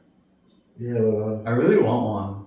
Oh, good. Yeah, go for Dolphins if you want one. I need to go to this game, but they don't have home games. I need to go all the way to Suncorp together. Why do you want one? I mean, it was better when they were red. Why don't they make them black? The what? The black now. I just want to have one, just so I can say I have one. Depends on. Like as a collectible item. Yeah. Sell it next. Are you collecting cards? Nah, no. What are they for? Can you collect? Because I want to trade with someone. Oh my god. We're both Bulldogs fans though, so it doesn't work. Is it Charlie doing that? No. Does he? Oh no. Charlie only did it 2023. Okay, yeah, that's right. I need to. Do you know what? Next week I'll bring my folder. You told me you're gonna bring it next podcast. Did I? You did. Did I? I just forgot. Yeah. Yeah. Can you remind me? That's 2 weeks ago. Anyway, Cowboys. I think Payne's started. Well, he's still under pressure, but he's not. He's not under pressure for a week. He'll be back under pressure in 2 weeks. Because he'll be playing pretty bad next game. It's like Manly last year. It's just delaying the inevitable. Manly were gonna sack Seibold, then Seibold beat Melbourne, and then it delayed it a bit. So like Payton's gonna go. He's gonna somewhere. He'll be gone, either by the end of the season or mid-season. Like I don't think he'll be. He won't last. No, I don't think he's gonna last the year. Yeah. We'll make finals. I can see it making finals. What do you think is wrong with the Storm? Yes, I had a good point about it. I don't know. Like I saw this coming from last year when Pappenhausen was gone. Like I thought something's wrong with the Storm. Like I don't think even that Grant, not themselves. Just saying, not themselves. They're not like playing. Are they a bit like they're winning off individual brilliance as opposed to playing like a team? I was just saying that grad pass was that's not sort like at all. Yeah. Like they don't need miracles to win like that. They need like gritty defense, gritty game plan, smashing teams. To be honest, I expected them to struggle a bit for their standards this year because of like the players that they've lost. Exactly. That's it. But they don't look as dangerous as they used to be. And far longer, as good as he is in attack, he's not good in defense like at all. He loves running. Evan Space is very good, but like you said, defense is not his best attribute. And it's weird because they have essentially in the spine they have like the best player you could possibly have in each position. Like Hughes, Munster, Grant. They're very good players. In attack is great, and then you've got I don't know, like what is it there? Are they just? They're not playing themselves. They're not still like them. Because they were winning by 10 points. They're never teams that never come back from that league. Yeah. Except for Broncos, but yeah. Not themselves. Like I don't see them. Do you feel like as well they're just like mentally fatigued for maybe they've gone into the grand final twice and lost. Yeah. And it's just like they just don't have the same level of energy. They have no motivation. Yeah. Like apart from that first game against Power, they haven't been convincing at all. Yeah. Like what they've only beaten Power and Dragons. Storm. Yeah. They've gone 2-2. I mean, Dragons almost won that game, by the way. They could have started. Well, it ended up being like 46. That was Dragons were winning. 65 minutes. They were actually. The game was 65 minutes long. The Dragons would have won. You're right. But yeah, they've only beaten Power, who were honestly pretty bad that game, and it's sort of like very good. But then Dragons game, they were down, like 65 minutes, like you said. But they came back because Dragons is, I think David Cook kicked the full. That was the turning point. Then last week was against the Broncos, and they played terrible in the second half. So that's how they lost. And then this game, Cowboys were just better. It's all this could have found a way to win. Cowboys were inconsistent this game, but then they finished strong. That's kind of like where what happened. Raiders Sharks are next. Yeah. I don't really have too much to say about this game. I feel like it was a weird game, eh?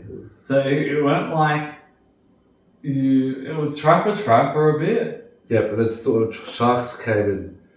Yeah. Yeah, I don't know. It's such a Sharks type of game where they'll put points, like they'll win. I don't know. I still don't rate the Sharks this year. Yeah. And I think the Raiders are kind of going to go back to their old ways of like the 2024 Raiders. Did they make the finals in 2024? No. Well, like you remember what the years where they'd be 8th or they'd just miss out on like the last round. Yeah, but the differential's like so bad. This game. Yeah. No, like, the differential. I remember that. Oh, they get 8. Yeah. It was like minus like 100. Yeah, I know. And they, I feel like, I don't know, maybe they'd be a little bit better than that this year than like 2024, 2023. Yeah. But they're not going to be like a threat like a top, minor premiership level. Like they've already lost, 3 games this season. They're lacking direction as well. Like they're like, because there was a chance for them to win this game. Yeah. And they just were not making the right decision. And like you could see the halfback struggled a bit because he to score to win the game, they were kind of just like you could tell that the halfback and the other players they didn't really know what their plan was. How were they going to win this game? They didn't really know. Yeah. No direction. Yeah, I don't know, because I don't know. I remember as well, like Strange looking really dangerous, and he just didn't do anything. I find this. I know Strange switched sides from last year, which is not working out for him. No, you should go back to that. I think left. Because when they were like 1 try down, and they just needed like 1 try to get back into the game or to lead. I was like, and then they had to set on their line. I'm like, just get the ball to Strange. Like I remember close to the line. Yeah. He'd have like he'd score at least once a game. Yeah, like, you couldn't stop now it. he's not scoring. Yeah, and I feel like that was like having Fogarty there really straightened it a lot up. Like straightened the team up, gave the team direction, and just it let everyone do their own role and not have to worry. Because when you have a young half, I feel like other players tend to think like, oh, I need to step up, I need to be the one to win the game and whatnot. Whereas like last year, it looked like with the Raiders, like Hudson Young would do some good things, but he's doing it as a edge back role or whatever. Like, you know what I mean? Like they're just playing their roles out really well. So yeah, I think the Raiders will struggle with that this year. Yeah. But I don't know, it's probably just like a building season for them. It's a rebuild. Should we move on to the match of the round? Yes, match of the round. So, apart from that's dogs, I'm joking. Yes, match of the round. All the comments on this was like so many memes. Oh my gosh, like trash us garbage. That's so funny though. It was so bad. Let me look up there was a stage where it was like one team will get the ball, error, change over. Then they get the ball, error, change over. Then they get the ball, error. And I'm like, what is this game? Like, they couldn't hold the ball. They could not hold the ball. Their spine's so bad. Both of their spines are terrible. I don't want to say when they get posting the game day post, like, oh, it's game day. For who? When they said, oh, look, game day, right? It's game day. Yeah. That's the first comment is, oh, no, I thought they had it. Oh, I thought they had. What, trash versus garbage?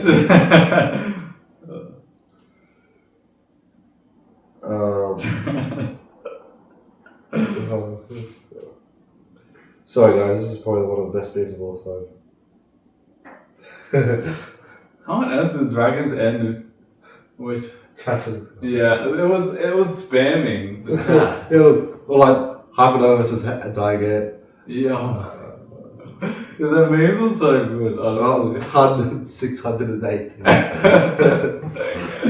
Oh god. Sometimes that's the similar, but that's like Josh Hannay. Yeah, oh my god. I don't know if South guys. Oh my god. I was awake. I was like, I don't think I've ever laughed harder in my life than in that last minute. Yeah. Did you watch that? Oh my, I was crying. I was literally cracking up. Because Sloan gets the ball, he goes and runs, and then he like chucks the ball backwards. There is not one Dragons player there. And then the Dragons get tackled in the in goal. And then Gutherson literally was like, I'm gonna kick it, I'm gonna do a short kick. How bad that kick up. He kicked it far. He literally, it was such a bad kick that they brought back the penalty for the because usually it's like it's not a penalty. It's not a penalty. Did it used to be? Yeah, it used to be, even if it was in the first 10 meters. Yeah. But because it was so far out on the floor, it was a penalty. He deserved it. And did you see his reaction? He was literally just like, I don't know. Like I tried something. That shows how bad Dragons are. Oh, far out. That was so funny. I need to rewatch that Sloan offload. He threw that ball so confidently. There was not one player behind him. I can't edit it. There was not a single player at all. There was no one there. And he goes and chucks the ball. Oh god, that was hilarious. Shows how bad it is. Dragons are at the moment.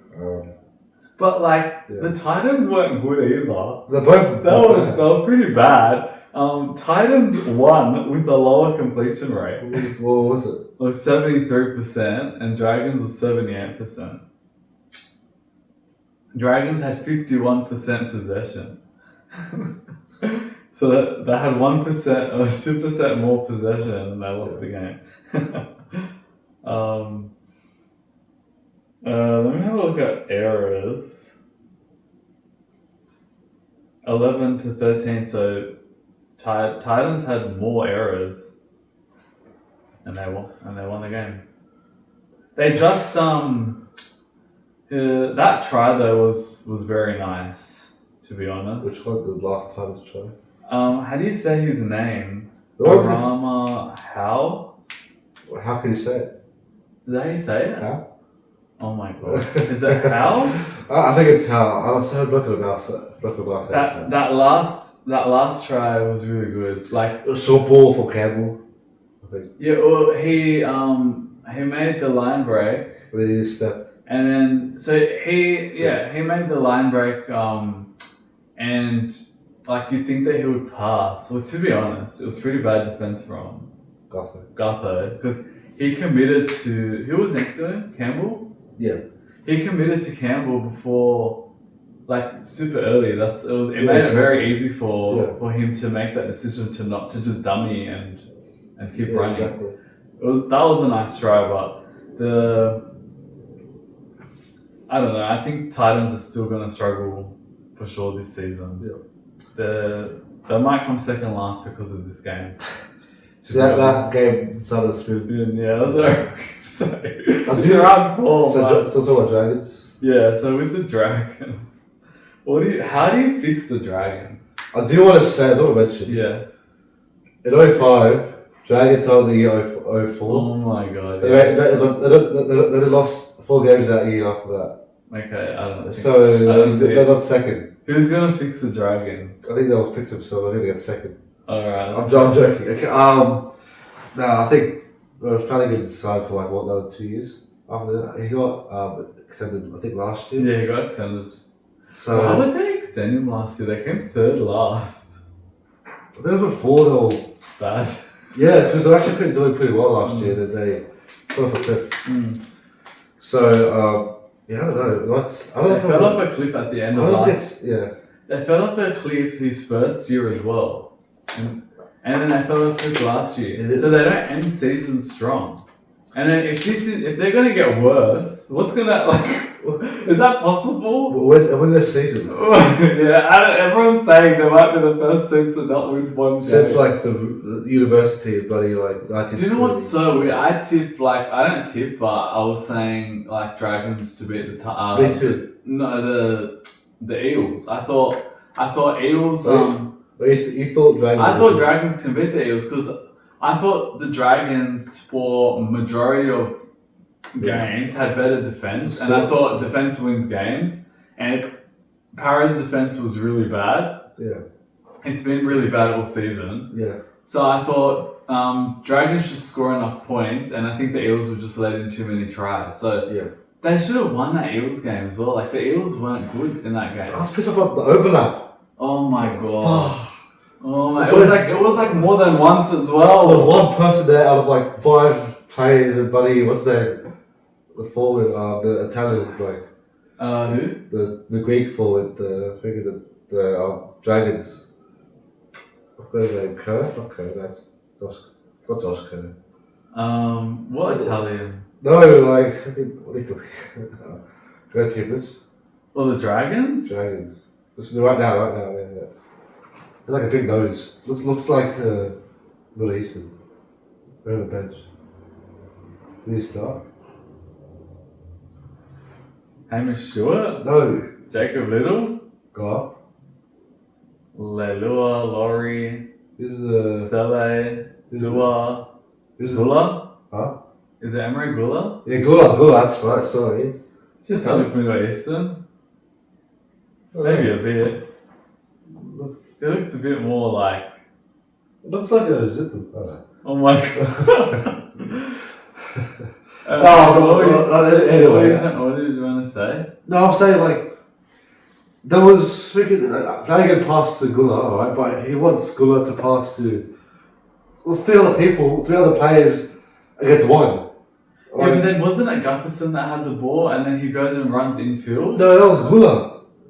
Was it? It was. I've had highlights. I'll show you. I feel like there were other situations. You're right. That overlap happened again as well. Gutho literally had he had 3 players or more or 4 or whatever on his inside, and there was only like 1 or 2 Eels players, and he went and ran I his was like side. under 10 stuff. But maybe he was still wanting Para to win. I think I multi. No, it's his old club. He felt like, you know. I used to say that Hayes Perham was a undercover agent for the Eels. Do you remember how bad it was? But yeah, we did it. I thought the dragon solution was not that difficult, but then after this game, everyone's like, just blow the place up. Because it's weird, because they actually played really well in Vegas. I know. And then against Melbourne, they were for 65 minutes, they were the better team. It was the win. But I feel like after that Eels game, it just killed like the whole confidence for that side, and they've just completely fallen apart now. They have no trust in their system. It looks like they don't even trust what their coach is telling them. But the thing is, they just have to play disciplined footy for 80 minutes, and they'll win games. Like, I actually don't think it's that. Like, I actually thought Dragons coming into this year were impressive after Vegas, and then that for most of that Melbourne game, I'm like, all right, they might be pretty decent this year, because the thing with the Dragons was the first year they were super inconsistent. Second year they were inconsistent, but they weren't getting smashed as much. Like, it was all close losses. Until the last few years. Yeah. Right. It was a bunch of close losses, and then the natural progression from that is to have like your team start to get onto the other side of that, where you start having close wins. Yeah. But the Dragons are just like, it's like they're just they're self-destructive because I feel like they just want to win by heaps, and it's like, no, just work hard, just trust yourself, you will win. But you don't have to win by you don't have to win by like 20, just win by 6 or win by 4, because they could have beaten, if they tightened up their defense, could be the Storm. They could have beaten the Storm. But then what they do is say, like, when the Storm came back into that game, the Dragons completely fell apart. They start throwing dumb offloads. They start making dumb and silly errors. Munster, I remember that offload goal. Yeah, the one where he offloaded it straight to Munster. No, wasn't it Sewer that did that? No, Sewer, sorry. So that's the thing. Whereas they don't just think like, all right, well, like, keep your head here, like, stay in the game, just do everything like that you need to be doing. Look, I don't think that they both pace up. Yeah, I don't actually think so. That's dumb. I just think they need a little bit more in their spine. Yeah, I don't think Flanagan's I don't know. I think Gutherson needs to go. You think Gutherson needs to go? Gutherson needs to. They need even if I don't know. It's just bad because, like, you want to have someone that's good in defense. You know, they could have kept Ramsey and put him up. Yeah. Sure. But surely they've got someone in their reserve grade that is an exciting outside back, not Sloan. Surely. Because I just think Gutherson's past it. Like, he's too old. Like, he's just not able to keep up with the game anymore. Yeah. And apparently he beats the fitness test all the time. But I don't know, you're right. Man. He's just speed-wise, you know what I mean? Like, he can be fit, but he just isn't the same pace. Like, he physically can't run that fast. Yeah. Holmes as well. He's aging pretty bad. But it's like, it's the leader, it's the oldest players in the club. It's the ones that you want to lead the team around and make the correct decisions. They're the ones making the dumb decisions. Yeah. And then you've got players like in the halves. Well, Cook. So we'll say Cook. I actually thought Cook started the year pretty good, and then now it's just like. But like, he's doing alright. I don't think he's doing tell. He's one of the worst. He's one of the worst players. Why? I still think Little should just play. But Little's better. Like, he's just reduce. He's a better impact player. Yeah. He's a lot better impact. I guess, but I think they wait too long to bring him on. Yeah, that's true. Because when they brought him on in that Para game, the game was essentially like too far gone. Yeah. But with the halves, first of all, I do hope Flanagan's alright. Like, I heard. Yeah, that was very nice to see. Apparently he's going to do apparently he wants to do the 11-day protocol, but I think I think he should be out for at least 2 weeks. or even more because 5 minutes unconscious is Yeah, pretty bad. yeah, It's like Eli Katoa's sort of. yeah. Not as But bad. at least it but was just one. He had not. That's what I'm saying. So But it was like he got taken off. He got taken on a what's it called? Yeah, medical. Medical. Yeah. So yeah. So I hope he's alright. Well, did you see how Fox was using that? Like they were putting Flanagan. They were showing Flanagan The saying, coach, yeah. "Well, that's bad though." Like they were showing as They this. should have just gone off that, like, just shown highlights. Like, why are you showing the? Don't show his dad. I Like, know. because he was worried about him. Whatever. Like, Yeah, I know. so bad what happened. Anyway. Like before that though, Flanagan, did he sit that whole game? Is it real like talking? Yeah, but he looked like he was so filthy. Like he looked like he was just going to absolutely lose it. Like he was standing and he was just giving like the most like the face of disgust the whole game. Oh my god, I don't know how you coach that team far out. I feel bad for Flanagan. To be honest, I kind of don't have like I used to highly like look at him in a like respect him as a coach because of what he did at the Sharks and whatnot. Yeah. Even though what happened at the end of his Sharks career, but Yeah. I feel like at the Dragons it's kind of I don't know like I feel like his old ways are not working, or like his old. yeah, but I feel like he's just too like is he just too stubborn or something? Maybe. Like, I don't know what it is, but I'm losing respect for him as a coach because there's clearly players and there's clearly things that need to change, and he just won't change it. And like before Flanagan went off, he was not having a good game. Yep. And like it's hard because we've got Atkinson there, and so just to finish on the Dragons, like, do you think there's any what do you think for the short term, like how to turn things around quickly? I know it's going to sound cliche. Just stick to the process. Like I don't know what else you can do. Like you can't just blow up the place, like everyone's saying.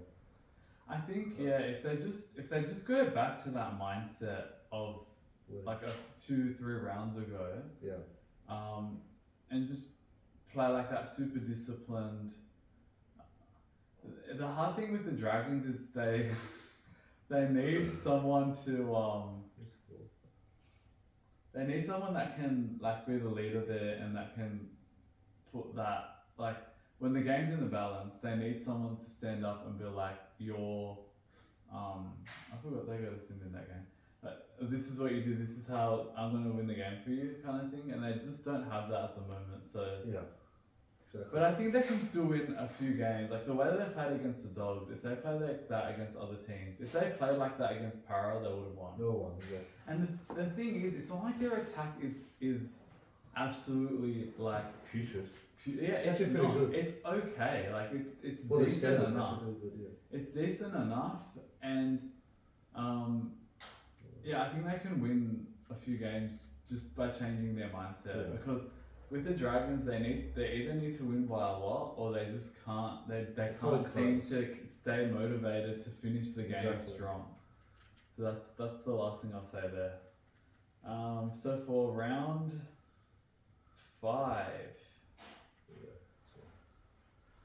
let's just quickly get in our tips. Yeah. So Thursday, Dolphins, Seagulls. What do you think? Please get up here. Yeah.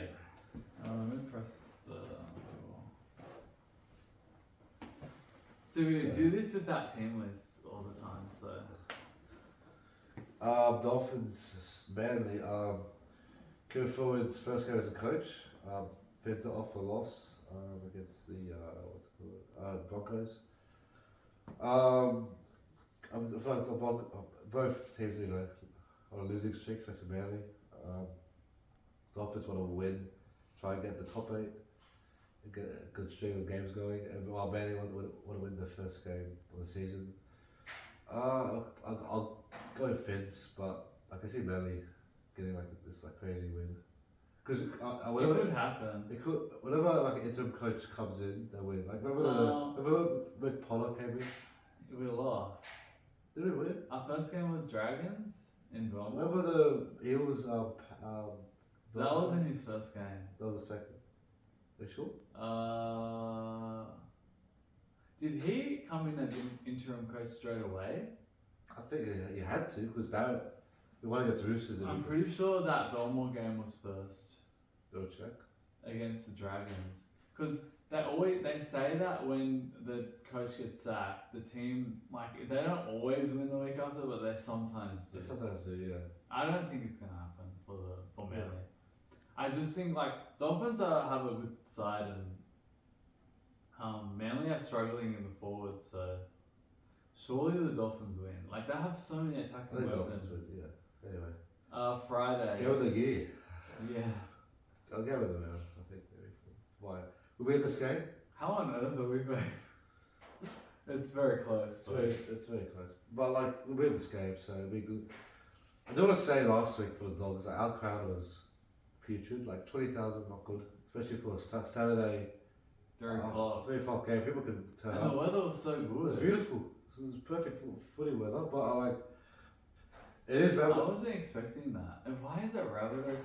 Do you feel like there's no build up to this year? What do you mean? Last year was build up because we were 6-0, 5-0. No, as in just the social media, the that's what I'm saying. We're 5-0 last year. But as in the Bulldogs did so much to get 66,000. I feel like Souths have done nothing. They haven't. There's no $10 tickets. They're not opening that. That's what I'm saying. That we'll get 45, 50, hopefully. No, what do you mean? Every second year it's someone's home game. Yeah, I know. Yeah, I thought that's what you're saying. But I'm saying last week, because it was Bulldogs, they put so much effort into it. And they really marketed it well to get people to feel this is going to be a historic moment. I want to be there to witness it. But South's game day experience, it needs a whole overhaul. I haven't experienced it this year, but how good was the Roosters? That was good. I like their hype reel and their all their graphics are really cool. The Bulldogs hype reel is really good. I feel South's last year. I don't know if they've improved it, it's so outdated. It's so lifeless. It's such a big club, but they don't know much about it. That buddy when they score, it's that cartoon. Yeah, I don't know. People like it. I don't know. It's old school. It's very, very old school. Look, leave that, but have a good hype reel at the start, or make it a cool game day experience. Well, we had that intro of us scoring tries the whole game. Even Vegas. I like last year's one. Scoring a lot of tries though. No, did you watch it at the start of the game? It was good, but I still like the Run This Town one.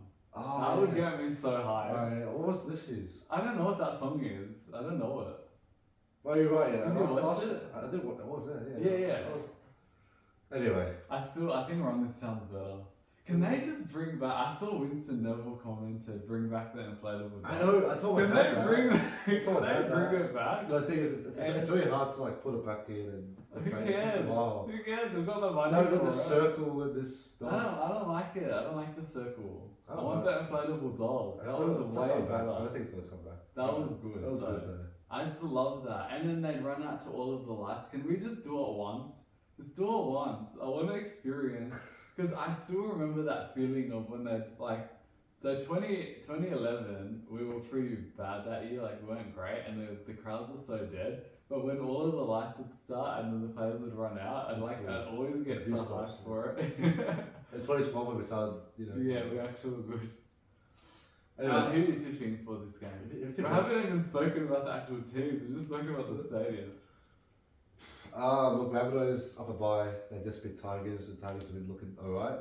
Oh, you're tipping Rabbitohs? No, I'm just going off. No. No, I'm just saying, what's the headphone? Buddies do get, I think, Brandon Smith. So it could be good for them. It is, I want it to be 50,000. Can I show you? Did you see, when I was looking at stats before, where Bailey Hayward's runs and run meters, it just comes up as a dash for both. It had 0. Oh, yeah, okay. He did not run at all. And really? Yeah, 0. Wow, that was less than It's not even 0, it's just a dash. Dash, exactly. It's anyway. So a lot of people were pretty critical. Where on earth is this? All right. Yeah. What? No, we're still talking about dogs. Yeah. Yeah, I thought he was going to score down. Like it's still there. I don't know. No, Rabbitohs, I think Graham comes back too. He wasn't playing last game. Wait, is Graham? I thought he's out long term. Is he? I checked the injury list. He's not there. Casual ward. So. What is he? What was he out with? I don't know. It's not injury. Because he was really good. And it wasn't a long time though. Well, that's good. Anyway, it was not good for us. Not good for us. But Rabbitohs wasn't that good against time. Like they were good, but no, they made so as in. I feel like Cody Walker and Latrell are both their worst and their best players. Like they cost their team and then they'll win the game for them. Like it's so frustrating. Well, which side is Fafita? Left? The left edge, yeah. But then that's up against our right edge, which has been okay. No, I was gonna say, oh yeah, okay. Hello, I would have been like 2 weeks ago. I would have been like, oh, if only that was up against Critter, but then now I'm like, I'm glad that it's not up against. Yeah, exactly. But you'd hope Critter will bounce back. Surely. Like he has to. Like every time he doesn't have two bad games in a row, let alone one. But yeah, the Rabbitohs will be good, but they're always full strength. So yeah. The Rabbitohs, my thing with this game is they leave the door open for teams to win because they make so many errors. Yeah. But I don't know if the Bulldogs are good enough to take advantage of that. Yeah. Because if we get ball in good position, if they make a dumb error or whatever, we can't punish teams because we can't score. Yeah, exactly. So that's my concern. I don't know. I kind of want to tip South. Don't tip South. Just for me, don't tip South. I'll tip the Dogs. Wow. I still think South. They have a very, very high chance. We do have a bad record of a good fighter. So. We need to. I can't see unless somehow we come out with great attack. I can't see us I don't know if we're going to be able to win by defense alone because South's we've got too many weapons there. We've got Latrell, Fafita, Walker, Graham. Who's their winger on the other side? Marzelos? No, that's not. That's a forward. No, that's a nine. That's a forward. I said Johnson. Johnston and no, but who's that other winger? Graham. Is he playing wing? Yeah, he is too. Yeah. Even Duncan and all these types of players. Ours are back for a while. Is he back? Oh, no. He's I don't know how Kepi still plays first grade. Me either. I don't know. Like the Rabbitohs are beatable in that they're not disciplined enough and their defense isn't as good enough. But I don't know if we've got the attack to beat them. To put enough points to win the game. I can see us. And especially with Dragray has been really good defensively. He has. So we have to keep an eye on him. Anyway, Dogs. We just talked about it for a lot of time. So, look, I hope we come out flying. Like I was expecting that in the Knights game. We come out flying and we beat them, smash them. But I hope we do it this week, especially in a big game like this. Because if we lose this, so we're 2-2. If I'm coaching Galvin, I'm saying don't hold the ball. Just give Burden good ball. Have instinct. Back yourself. Yeah, but if Burden's there, if Burden's playing 6, which who knows, just give him early ball. Give him good ball. Get into try and get him some space. As soon as Burden starts running, we look dangerous. Yeah. And he did he run in the first half? It wasn't until the second half. When, exactly. I think to be honest, I think that Serrato put Critter at 6 just for someone to give Burden good ball. Yeah. And when they did that, that's when he started scoring. But exactly. So I don't know if Galvin, I don't know. It's just like a momentum killer at the moment. I hope I hope we get 50,000 at least. But Rabbitohs are not advertising it at all, so who knows what we get. It's South's home game, so I don't know. Next year, hopefully we get to that 70,000 mark. They don't have $10 tickets. Why are we not just do it? But is it still early? When did they start doing that? Like a week before. Yeah. Yeah. They really hyped it up. Like we're hyping up to because we're undefeated. Yeah. And It was at home game. Like, we were 5-0 at that stage, wasn't it? That was the 6th game. Yeah, that was a 6 because we had a bye. We didn't have a bye Before that. Yeah, we did. Oh. It was Sharks, Knights, and then we had a bye. It was Easter. Easter was like later in the year. I remember that. It was round 7.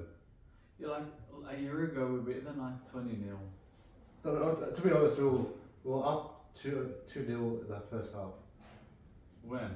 That Knights game. Oh yeah. That's so boring. Yeah, that was really boring. And then Harry Hayes scored. Harry Hayes. Did you see how they showed it? Yeah. And I'm like, why would you believe the commentary? It's not even correct. I thought that. So funny. Yeah, I was literally like, it was Jack Todd that scored. What's that Harry Hayes? Like, and then Kronk says it too. Harry Hayes. What? It's Harry Hayes. It's Harry Hayes. Over for his first try of the season, and that's on that. And then he switches to Kronk, and he's like, Harry Hayes goes straight through the front door, and I'm like, that's why Todd hasn't played first match instead. Why hasn't he? I think it's because of injuries. Well, he broke his hand again. He broke his arm. Yeah, hasn't he broken his arm like 3 times? Yeah, both of them. Yeah, because you would have thought that he'd come in last week. Yeah, that's true. Because it looked like Lupoy was kind of on, like, not... Like, last year he didn't play much for us at all. He didn't, no. Well, he played a few times. He was good. But they kept saying, like, Jack Todd was ahead of Hayes. It's only injuries that held him back. That's right. Yeah, that's right. So, I don't know. And then we did Underhill. Coming. Anyway, Dogs. Is that tip? Yep. Panthers Storm. Which Kaniza, I think Storm. You have to get up early. Yeah. Storm. I think Storm. I'm gonna say Panthers. That's Storm. I just think that Panthers Storm defense is not good. Yeah. And Panthers attack has been probably better than I've seen it in the last few years. Like, yeah, they have quite a few weapons in their team at the moment. Like Cleary just is he's such a great halfback. Clearly, yeah. He sets up like anything he sees, he'll set it up. But even like the center, what's his name? Casey. Yeah, Casey McLean and Blaise Talangi. Like, they have a bit of speed in their side, which is always good. It's a good balance to have that. They're getting a lot better, Casey. He's getting good superstars. That was so. Dragons, Cowboys 2.0, sort of. Cowboys are doing well. Jubilee. The Red Veil. Also in 05, the record, in 04, when it was 04, the record was 1 loss at home and 3 away. Yeah. Same thing for this year. Yeah. It's at the moment, so. And did they verse the Cowboys? I don't know, you can check right now if you want. I actually got Dragons. I don't think they start 05. This is the hardest game to tip because both teams Cowboys are like... But the thing is, Cowboys have a good game, they lose. Yeah, I don't know, that's the thing. Who's the favourites? Cowboys, just slightly, like $1.85 to $1.98. Yeah, 98. That's weird. I feel like Cowboys are a lot higher. I don't know, because like surely the Dragons... The thing is, you think surely the Dragons won't win another one, but they will. They're going to win some point. But they probably won't. They probably will find a way to lose. It's like they find ways to lose in ways that I can't even imagine. Yeah. Can't fathom. Yeah. Oh, I don't know. Whatever. I'm just gonna go to Cowboys. Safe option. Actually, I can see Titans, Broncos. Nah, Titans will. Surely, I don't want to definitively say no. What Broncos is like 4. Well, they have to change it, travel an hour, big wall. Yeah, exactly. It's an hour drive. Up the road. Yeah. So down the road. I don't like Broncos. Like, Titans did not look good. I'll go Broncos. Broncos are they have way too many good players. Sharks, Warriors. So what's the odds? $4. $4, yeah, $4.25, and they won. Shows you how bad that game was. Well, Sharks are favourites by a lot. Yeah, wow. But Warriors have a pretty bad away record usually, like last year. But this year, actually, like. This year they've been okay. This home record's been very good. It's only one game. I don't know, like, I want the Warriors to bounce back, but I don't know. Sharks weren't that well. They were pretty good last game, but I don't know. I got Warriors. Yeah, I'm gonna Well, go. bounce back. I think Sharks will probably win, but I think there's always games that don't go the way you think. I think this will be the Yeah, game. one of them. Yeah. This is a hard one. That's Canberra. Yeah, that is a hard one.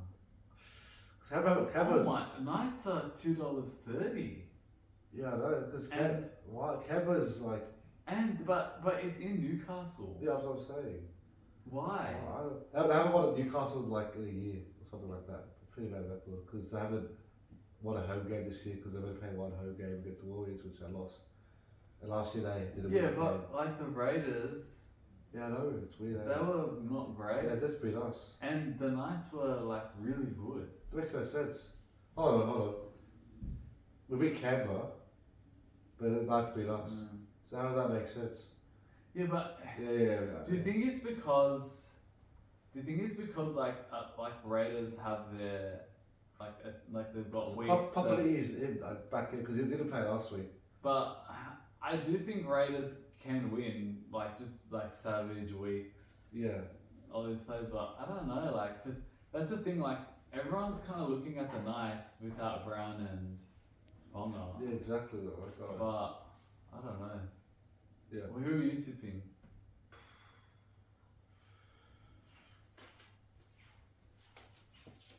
I think I got Canberra. I think making sure it's like, oh, you know what? If we lose another game, it's gonna be bottom four for us. So like, Alright, I'll go Knights. I'm gonna hop on the Knights bandwagon. that's true. It was- pretty good last week against. Oh, this is always. I enjoyed this game. I was gonna ask you, do you enjoy this game? I've never actually like. Really? I've never been. The to last one. year was actually really good. We can ask. Talk about it. Our power lost a lot of players last few weeks and they were looking the best. I got Tigers. Tigers are very good last week against Warriors. Yeah, I've got. Oh, but these odds are so weird. Why are Tigers $2 and Eels $1.70? Why? What? Let's beat Warriors. And the Eels have like no forwards and like they've got a lot of. They've only beaten like bad team. Nah, surely Tigers. I got Tigers. They lost last year, remember? Tigers. Tigers lost against Power last year. Was that like Eels' first win? Just second win. They beat Dragons. How do you remember like all of that? I only remember the Bulldogs. I know we've got a final win since 1950. Since 1950. We've got a final winner. I know them more since 2003. Oh, since the Panthers won it. Yeah. Yeah. Up until now. You can't think about. I don't know before that. 02? Think of 02? 02 was. Tell me. Yes. Who's good at the 2000s? Well, the Roosters. Yeah, that was meant to be. That was meant to be That us. was when we got. Us. Yeah. Anyway, The points. this guy. Alright, well, who was 99? Down the Storm. And then 98? I know that one. Dolphins. Yeah. We're up. Dogs were up 20 something. I don't know. Do you just like study these No, in your free time? honestly, when I was in high school, I was like, you know what? I'm like, Yeah. footy node. I was like, I'm footy node. I just started to like look up old things. Yeah. Old footage. Like, you know what? It's just memorize like. I mean, Well, one like, thing. that's actually alright. No, because you know about the stats guy? Yeah. Like he did the stats. Like, hang on, like this one other guy. And someone's comments like on the thing, like, well, when was the last time this happened?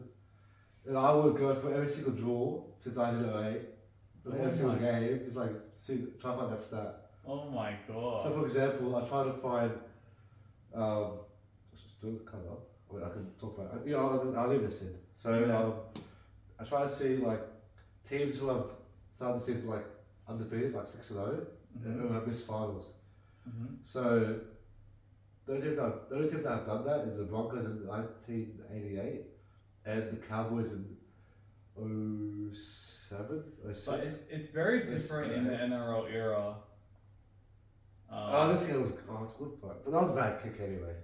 He made a good line break there. Yeah, I know. Sure. Anyway, we won that game. Oh yeah. Anyway, yeah. But NRL era is. I feel like it's hard. Like NRL era is more competitive than. Oh yeah, prior. of course it was. Yeah.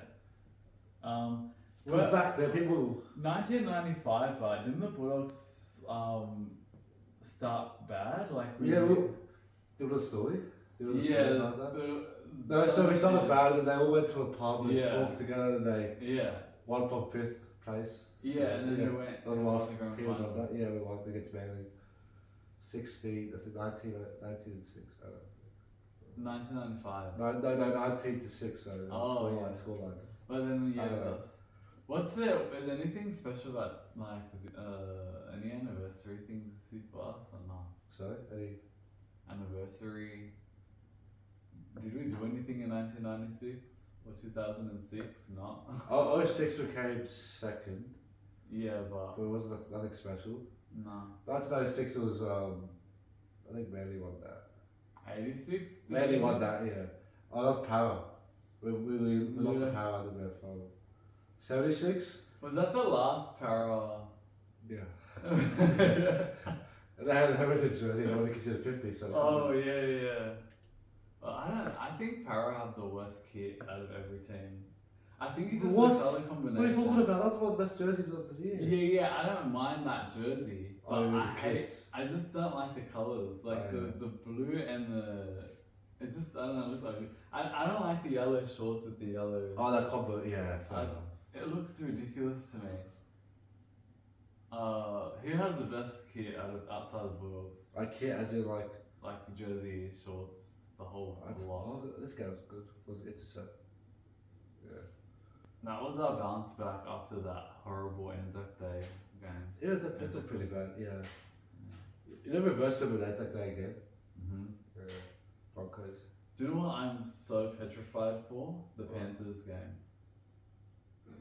I think I'll win that. We're gonna win it. We're gonna win it. I'm telling you. I think we're gonna get embarrassed. No, we're not. We're gonna 50 bombed. I'm gonna. If we get 50 bombed. I want to leave. Wow, wait, is that a home game? Yeah, it is. What time is it? It's Thursday. Oh yeah, I'm not gonna go. I can't go. I've got training. Yeah. Fuck. Thursday game. No crowd either. Well, why would they put that on a Thursday? I know.